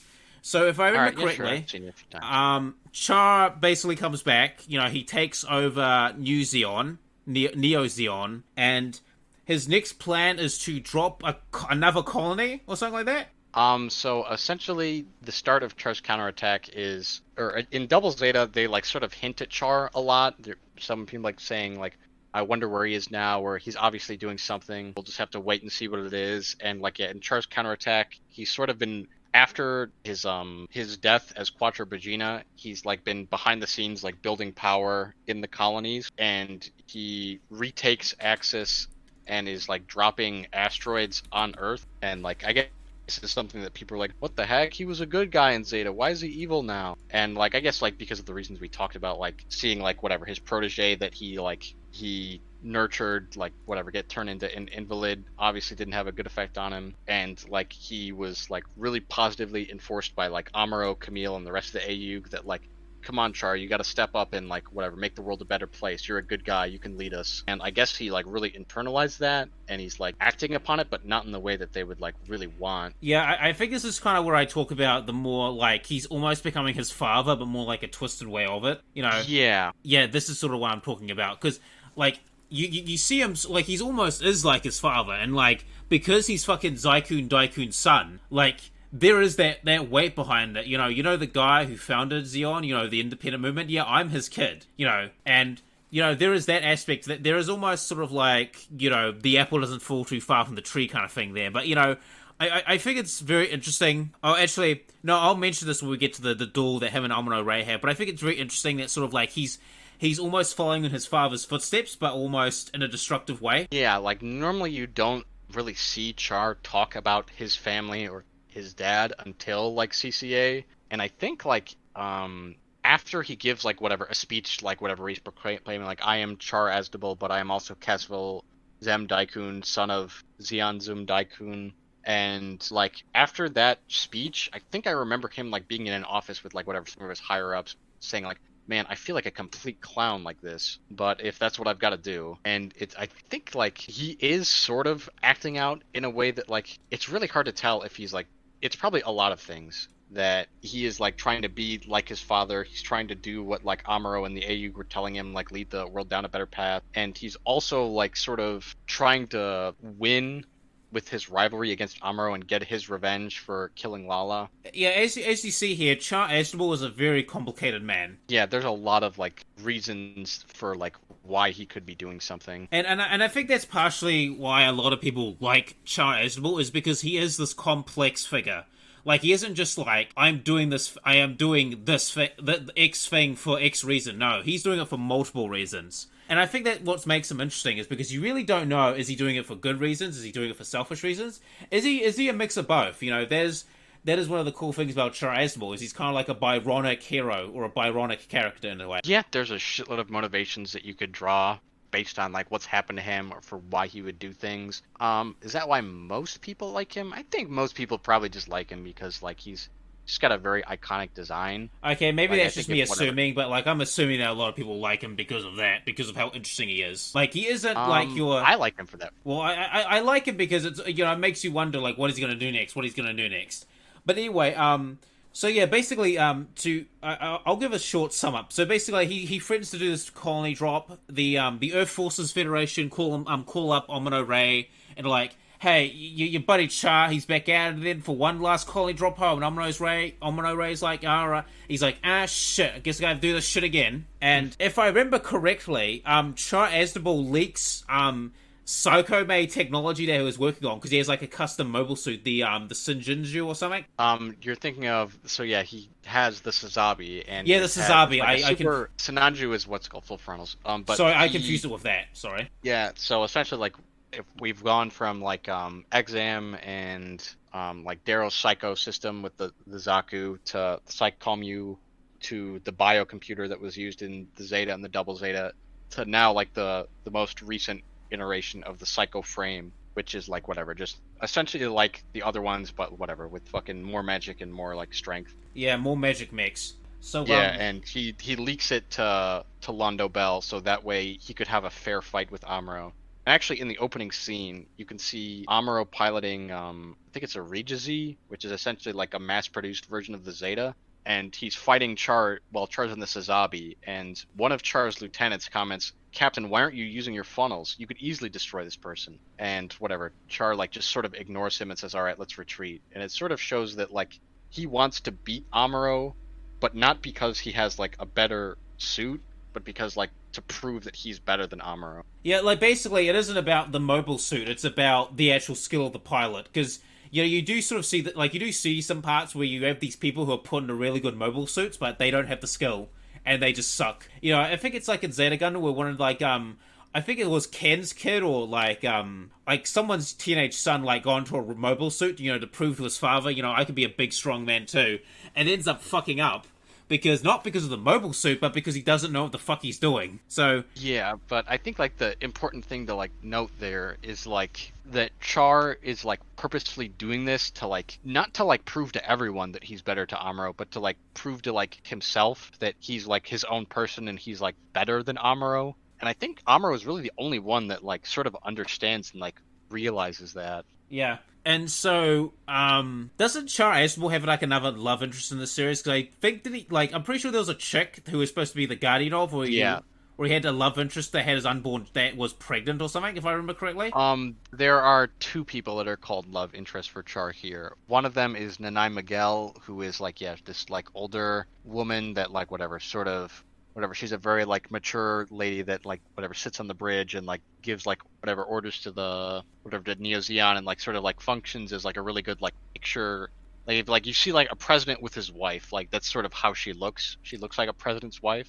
Yep. And then the other one is Quest Pariah, who is like this 13-year-old girl that is not a lot, but she's sort of like Lala in Judo in a way, and that like she's very young, she's got like a super affinity to being a new type, and like she's really like critical of like the system and quick to like call people on their bullshit. And Char sort of like strings her along, like maybe to like he's thinking like, this is a replacement to Lala, or maybe he sees her as like another tool to like whatever to forward like his goals. Yeah, I could totally freaking see that.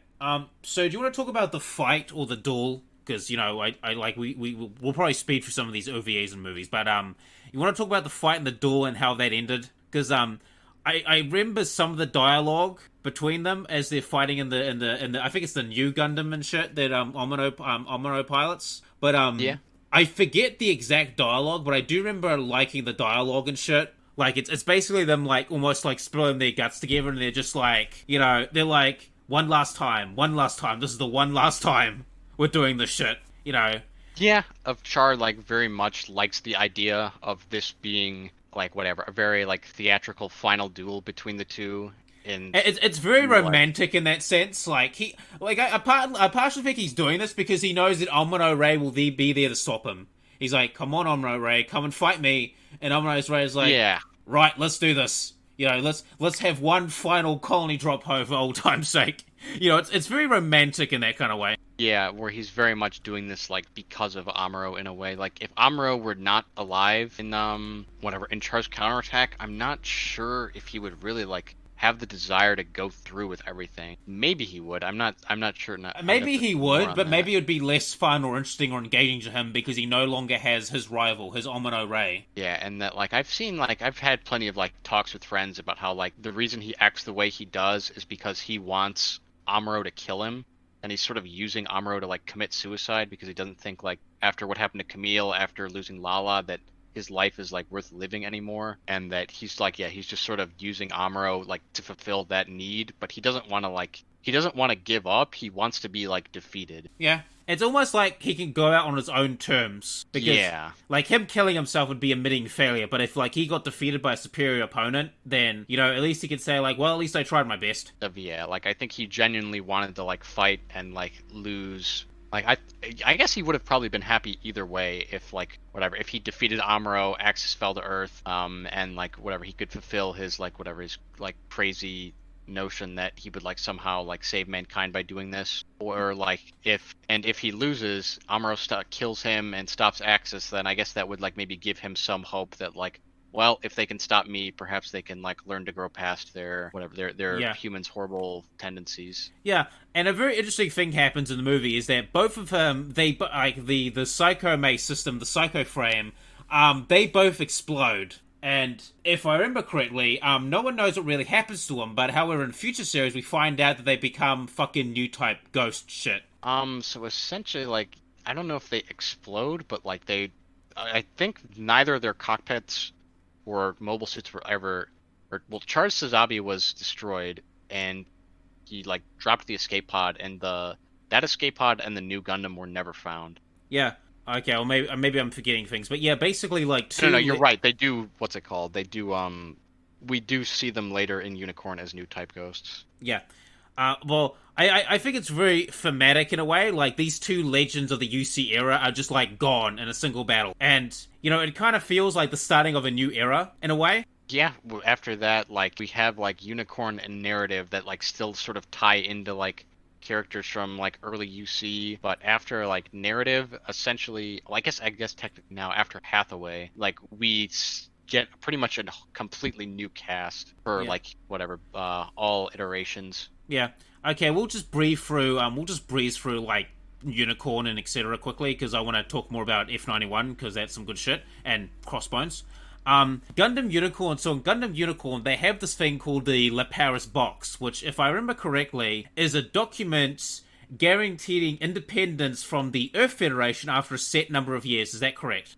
So you're thinking, so Laplace's box is the location of the original Universal Century Charter, which was the Earth Federation got together and they were like, we're gonna write a new constitution that will apply to all of Earth and all of space. And at like this signing and drafting, there was a terrorist attack. The original charter was lost, and the thing that everyone is trying to actually find is the original charter, which had a final amendment that wasn't in like the one that was actually put in, which was if like people change within space to gain like new abilities or a new type of human is like discovered, it should be given like representation in government or something like that. All right.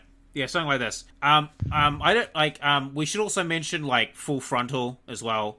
You know, the actual Char clone. I don't really have much to say about him, but I like, there's not much I can really say about Gundam Unicorn, aside from, like, they're just expanding more on the freaking Sokomo system and the Lapurus box I thought was an interesting, MacGuffin. Yeah, like, Unicorn is definitely, like, it's really strange because that's sort of, like, a flagship series for Gundam in, like, recent years. Is, like, they're constantly, like, fucking churning out Unicorn shit, but at the same time, like, of all like the people I've watched Unicorn with or talked to about Unicorn, they usually respond to it, yeah, it was okay, I don't really have much to say about it. And... yeah, like, I don't think Gundam Unicorn is bad, but like, it's just missing something. Like, I mean, animation-wise, it's fucking beautiful. Like, it's basically mecha porn, but story, and it's kind of like, it's okay. Yeah, like, the music is great. There are some characters I'm pretty fond of. Like, I like some of the mobile suit designs. And, like, but, yeah, the story, like, that shit with, like, the Laplace's box, I think is really fucking odd. And... it's like, why is something that important being brought up right now? I mean, like, well, like, it's not that, like, why something that, being brought up. It's more of, like, why the fuck would someone put that in, like, their constitution? It's so fucking weird to, like, someone just randomly put in, if people develop new abilities in space, they should be given representation in government. Like, why would someone put that in their fucking constitution? It's so weird. It's worded very vaguely as well, and it's just like, yeah. Well, I guess that makes sense. It's like, whatever, fucking all, like, fundamental laws, like in like governments, like founding documents are usually vague to like allow for like wiggle room and change. But like, yeah, it is like, just why would someone think to add that? Yeah, alright. Gundam Unicorn, kind of a mixed bag. So, have you seen Twilight Axis? I have. Okay, I haven't seen it, so just give us a quick rundown. So remember how I said like the Sazabi was like destroyed in the whatever Char's like or escape pod popped out? Yep. So Twilight Axis is about a girl named Arlette who was a Zeon engineer trying to find that lost Sazabi, and she does, and like she's like, oh man, with this, I don't even remember what I watched it like a week or two ago, but she finds it and they get away with it, and that's pretty much it. Okay, so she's basically a Chai Aznable fangirl, I got it. Yeah, sort of. She's like, oh man, imagine how much money I could get for selling this to the museum, you know, this was the mobile suit of Chai Aznable, the Red Comet. Battle damaged. Not exactly like that. She had like more of like, I think she was saved by Char Aznable when she was a kid. I think she might have been in the New Type Labs or something like that. Okay, and that make whatever, like I was that. making that as a joke, as an example, but you know, like she's like, you know, this is something to remember my hero by. Oh, that's pretty cool. Yeah, that's a good way to put it. Yeah. Then... Gundam narrative, it's okay. Like, it's just expanding more on like the new type experimentation and also psychic force ghosts.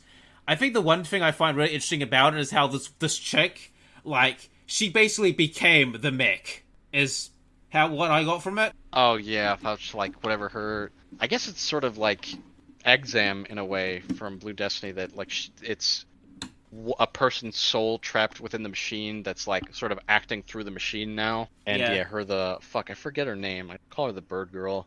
I call her Bird Girl too. And yeah, it's whatever it's very much like an epilogue to Unicorn. We get to see like whatever Benager come back with Maniba, and yeah, it just sort of like goes to show, like say like, all right, this is what happened to the unicorns. Yeah, this psycho like, frame magic mech bullshit is kind of dangerous. Maybe we shouldn't play with this technology. Yeah, and essentially it gets put away, and yeah, and it's sort of like until Hathaway, it's the final like piece of like what I would call like early UC. Yeah. Now, speaking of Gundam Hathaway, I have not seen it, and it hasn't come out yet, so we're not going to talk about it, except for the fact that Bright Noah's son is in it. Yeah, and that's like very much like an epilogue to Char's Counterattack in a way, since it's Hathaway Noah like sort of like tossing around like the ideas of like who was right here, Char or Amuro, when like he fought on Amuro's side in Char's Counterattack. And like after that, yeah, he is like the last like tie-in where you could go like, all right, whatever, Amuro meets like characters in Zeta, and then those characters will be seen in Double Zeta, and then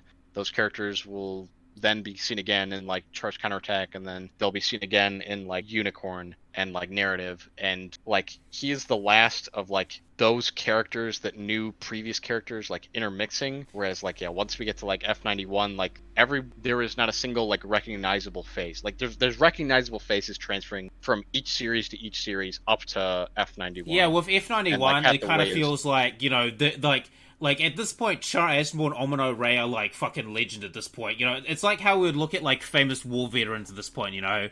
Like, have you heard of Mad Jack, or have you heard of Omino Ray, you know? They kind of view it like that, so there's no connection. And speaking of that, let's move on to F91. So, as we've been talking about, you know, the Earth Federation has been basically on it's on death's door at this point, and F91 is basically showcasing, you know, what happens when you have this big authority power struggle thing? You know, what happens when that starts to wane? Well, people create their own power structures.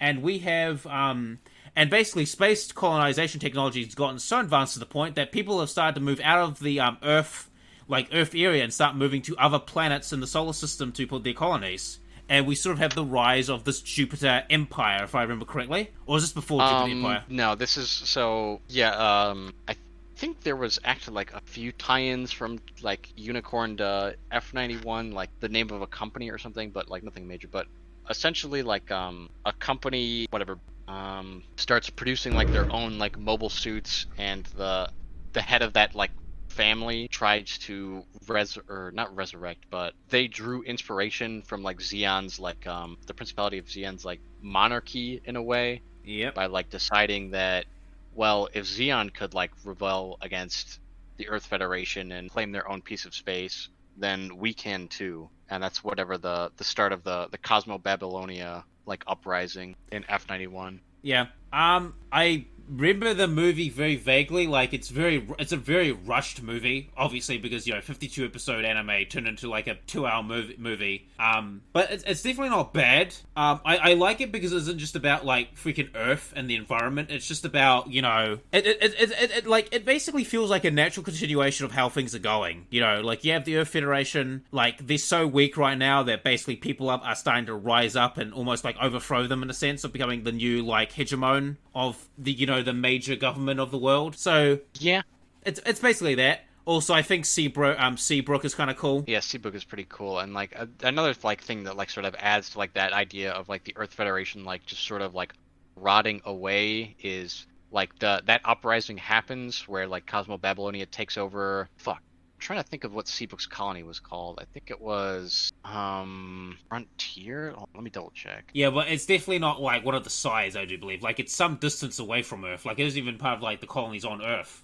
It's like different planet. Frontier 4, which was a space colony made from like the ruins of other space colonies like smashed together. And something interesting about that is like it's sort of going to show that like Earth Federation, instead of making new colonies, like they're trying to like really bootleg and jury rig shit to like work together, like sort of show that like they're not like super interested in space. And then when whatever Frontier 4 like rises up and into Cosmo Babylonia, like you see like a news report of like Earth Federation officials saying like it's nothing to worry about, it's just pirates, shit like that happens in space, we're not sending anyone. Yeah. And it just kind of goes to show that they're pretty content to like sort of let space go if they think it's too much of a hassle. And considering, the previous wars they've been involved in, like, yeah, like they're basically dying on the vine. And this is where we get to the manga of Crossbone Gundam. So, how F91 kind of like the ending is a bit, I want more.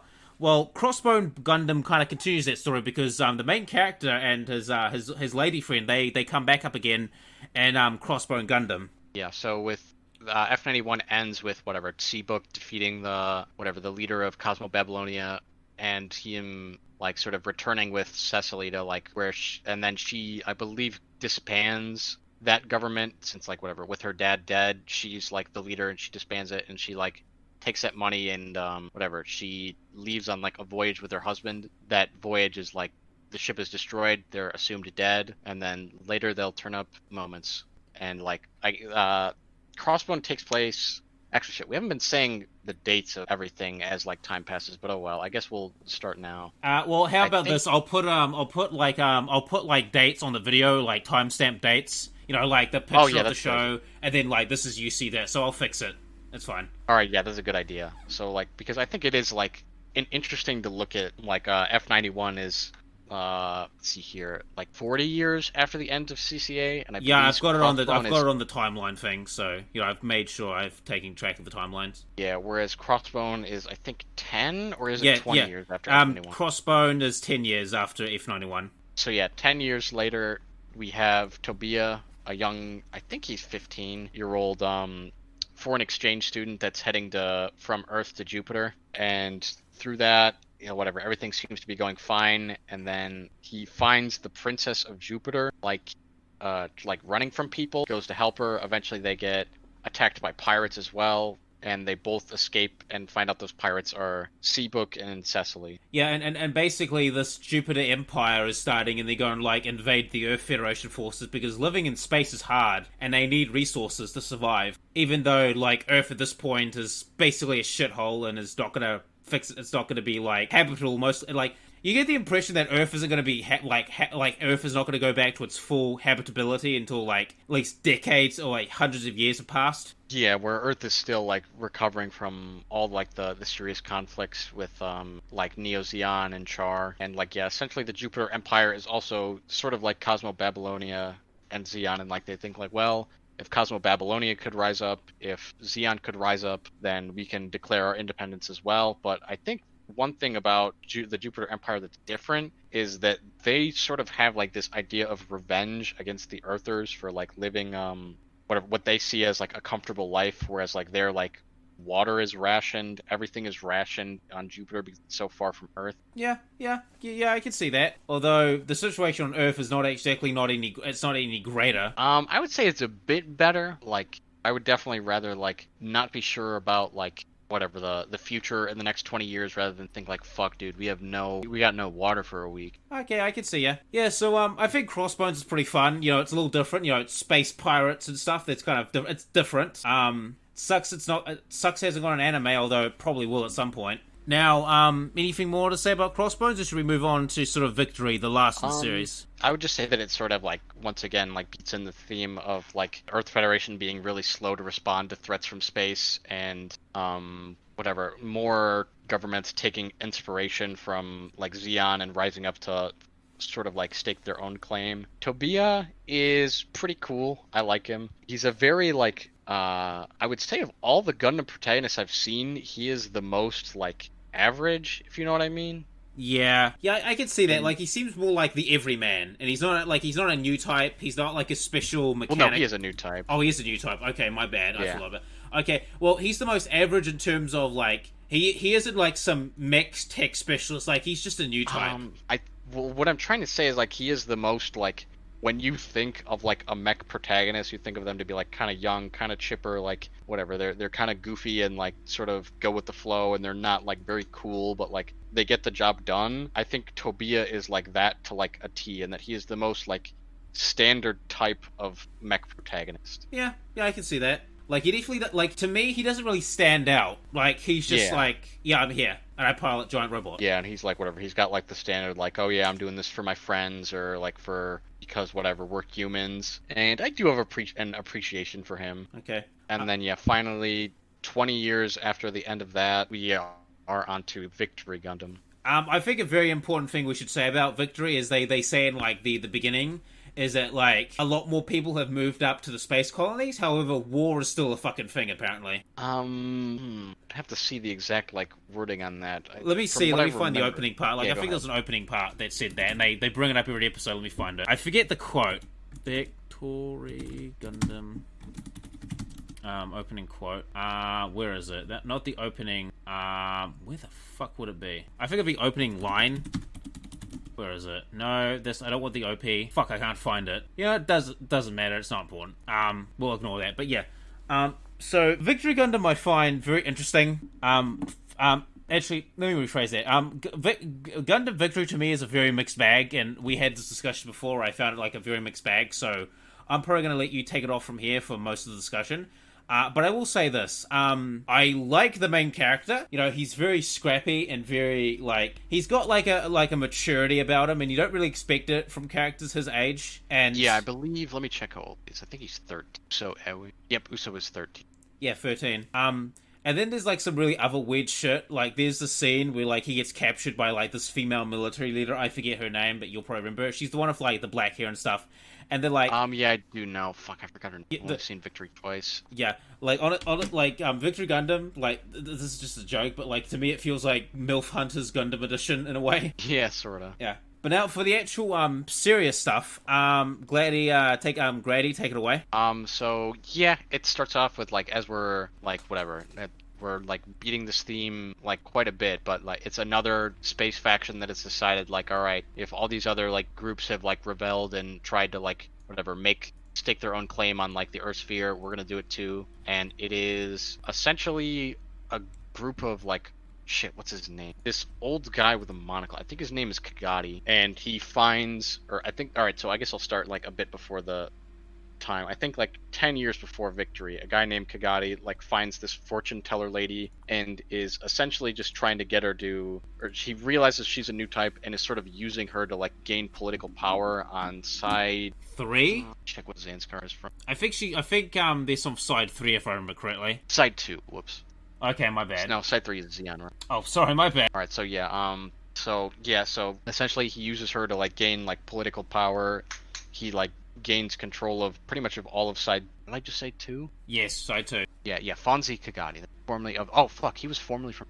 But anyway, and whatever. Yeah, he's using her to like whatever convince people, since she's like an extremely like high-powered new type. He's using her to whatever gain like political support in side 2. I think I might have just messed that up anymore, but who cares?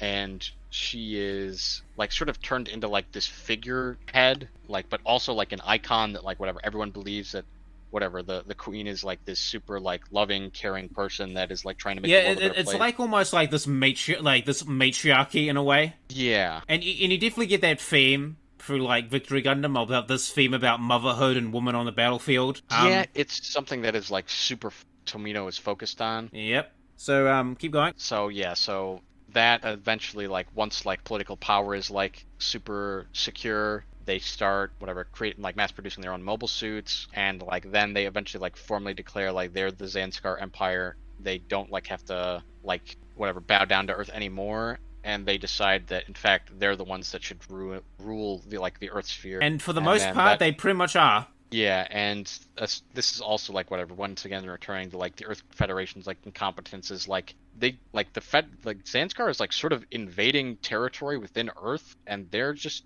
the Earth Federation is kind of like just ignoring it, since like they're like very hesitant to like take action to like actually stop them, and they're sort of leaving it to like local militias to like sort of defend themselves. Yeah, and if I remember correctly, like doesn't the Earth Federation like dissolve like maybe a decade or two after Victory Gundam, if I remember right? It depends on what you want to like believe is canon. Like I guess you could say like we don't know what happens after Victory. You could look to like I think maybe Dust, which is so there's Crossbone Gundam, there's Crossbone Gundam Ghost, which is set alongside Victory, and Dust, which is set I think 20 years after. I don't know what happens in Dust, but it's possible it dissolves there. Or you could go off the G Savior movie, which says that the Earth Federation does dissolve after that. Okay, but basically, like, this is the final nail in the coffin. Like, they're literally being invaded by a foreign power, and they're like, meh, not a problem. Yeah, sort of. It's like, it just depends on, like, how you want to read into things or what you want to call canon. And okay, we won't make those statements anymore, but, you know, we're hammering in this theme that the Earth Federation is incompetent, the corruption has basically fucked their system, and they're dying. Yeah, that's 100%, they're on life support now. Yeah, more of like, yeah, they're fucking in a coma right now as like fucking like as animals like pick at their like rotting body. And Zanskar is like formally invading, and eventually like they invade a part of Eastern Europe called Casarelia, which is the home of Uso Ewen. Yep. And something interesting about Uso is his mother's name was Mira Miguel. Char's final spouse in Char's counterattack was named Nanai Miguel. Oh. So there's plenty of like fan theories of like, does this mean Uso is the grandson of Char? And I think initially the studio wanted to push that as a plot point, but Tomino like decided against it. But like even so, like it's never like all the pieces still fit. It's still totally possible. I didn't know. Oh. Yeah, the dates match up pretty well. He has like a bunch of like old mobile suit like technology and equipment in like the basement of his house that could easily have been like a leftover from Nanai. Yeah, does he get like taught by his mother and father how to fight in mobile suit combat as well? Yeah, his mother is a mobile suit designer, I think, and I think Nanai was also, I think she was more interested in new type research, but I think she might have also. You know, that would make a lot of sense if he's actually the grandson of Char Aznavour. Yeah, all like the pieces fit. It's just not like ever like obviously stated. Oh, they don't say like, you know, Victory Gundam featuring the grandson of Char Aznavour. And I kind of like that it's sort of like if you want to like think that like you have a really strong argument of like, yeah, I think it makes sense to make this assumption. I me's there's a lot of evidence to support it now. Like now that you brought that up, like that explains a lot of shit why they were training him and stuff. And like, because there's flashbacks of where he's being trained by his father how to use a knife, how to use this, and you get the impression that they're like his mother is like, you know, he's Char Aznavour's grandkid. You know, he's gonna be like his grandfather. You know, he carries the blood of Zyklon in his veins. You know, you kind of get this idea of manifest destiny. Like, if he's Char Aznavour's grandson, then that is a lot of manifest destiny happening right there. I guess, like, it's hard to, like, read into, like, I guess you could read into, like, that. I guess I would think, like, I'm not sure if Nanai would tell her daughter that, like, whatever, who her dad was, or maybe she did, maybe she didn't. And, like, I guess from what I remember about, Mira Miguel, Uso's mother, it didn't seem like she would be, like, the type to be, like, obsessed with, like, Char Aznavour. but more of like maybe it's something that was like in the back of her mind. Yeah, it could be that like maybe I think I'd rephrase it of that like she's basically preparing for the future when he might become a big deal. I think might be the thing. Maybe that's possible. I mean, you know, I've been, I'm like, if you want to talk about famous people, like, I think, I actually heard that one of, like, the 47 Ronin was actually, like, the grandson or great-grandson of William, of the Dutch samurai guy, William Wallace. No, not William Wallace, William Adams. Because, yeah, either he was his great-grandson or his great-great-grandson, something like that. But, you know, there is that idea of, you know, if this guy's, like, father or grandfather is famous, maybe he'll become famous too. You know, there is that idea. So it could be at the back of her mind of, like, I might be a good idea to train this kid just in case, because maybe, you know, just maybe he'll become a mobile suit pilot just like his granddad. Maybe. Just like, yeah, if you want to read into it like that, you do have, like, all the tools to look at it like that way. Yeah. But anyway, enough about that connection, so continue. So Uso, who is, like, we just talked about, possibly has, like, a very important lineage. He himself is a new type that we'll awaken to that later, and he sort of takes up this fight against the Zanskar and sort of gets roped into, like, the militia fighting back against these space invaders and, like, their really, like, brutal, like, guillotining ways. Oh yeah, did they guillotine, like, an old guy as well? And I'm like, holy shit. Yeah, they, that was, the current militia leader. I think his name was, like, Count something. And then, like, yeah, the battle progresses more and more. Uso gets better and better. Earth Federation support is still pretty much, like, non-existent to, like, maybe a little bit. Yeah, we'll send you a spaceship with some crew people. Yeah, and like, they pretty much just sort of get left for, like, local militias to band together and try and fend off this, like, invading force. Yeah. And then eventually it's discovered that Shakti, Uso's childhood friend and, like, love interest, is actually the daughter of Maria, the queen of Zanskar. So, like, there's, like, a bunch of, like, fighting to, like, whatever, of her, like, trying to, like, convince her mother to, like, stop the war. Yeah, and it ends up with, like, her finding out that her mother is more of, like, a figurehead rather than, like, a monarch ruling the nation. Yeah, like, it's like she's like, imagine, like, Queen Elizabeth II, but having, like, a cult around you is essentially her situation. Very cultish. Yeah, because she's like there's this weird episode where you have, like, these women and nuns, like, worshipping her as, like, this, like, motherly deity.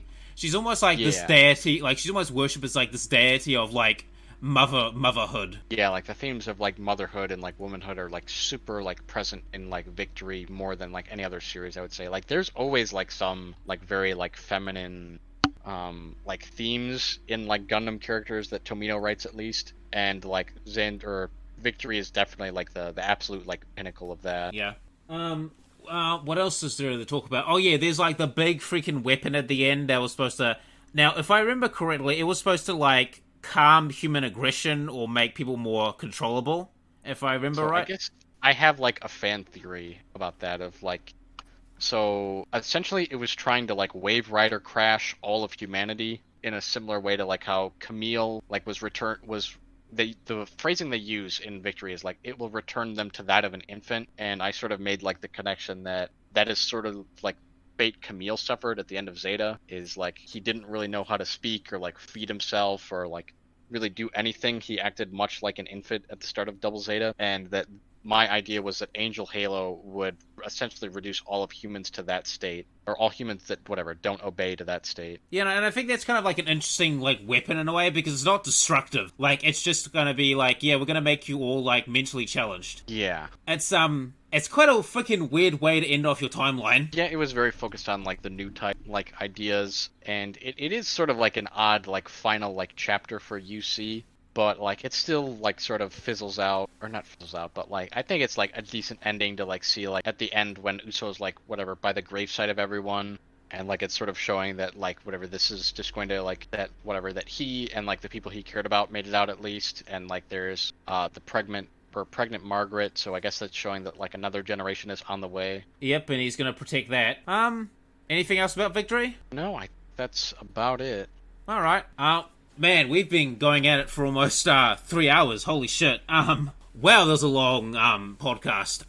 So I think before we wrap this up, any ending thoughts or final thoughts about the Gundam UC as a whole? It's definitely the most developed of all the timelines. Usually I think the most developed aside from UC is probably Cosmic Era with Seed, Destiny, Stargazer, and Astray. And that's 2 series, an OVA, and a manga. Yep. Well, a few mangas in Astray, whereas UC has the Origin, light novels, manga, 08, fucking Zeta, Double Zeta, Stardust, War in the Pocket, Charge Counterattack, fucking Unicorn Narrative, and just fucking more and more and more. And it's just, there's so much, so many hands in it that it sort of does become its own separate entity. Yeah. Yeah, pretty much agree. Pretty much my ending thoughts of it is that UC Gundam is a very interesting timeline and universe, and I definitely think it's worth at least watching for this progression. To me it's looking at a period of history in a sense. This is what was happening during the year something X5. That type of shit. It's a very interesting series, and I think everyone should at least give it at least a watch. Yeah, I think that's something that.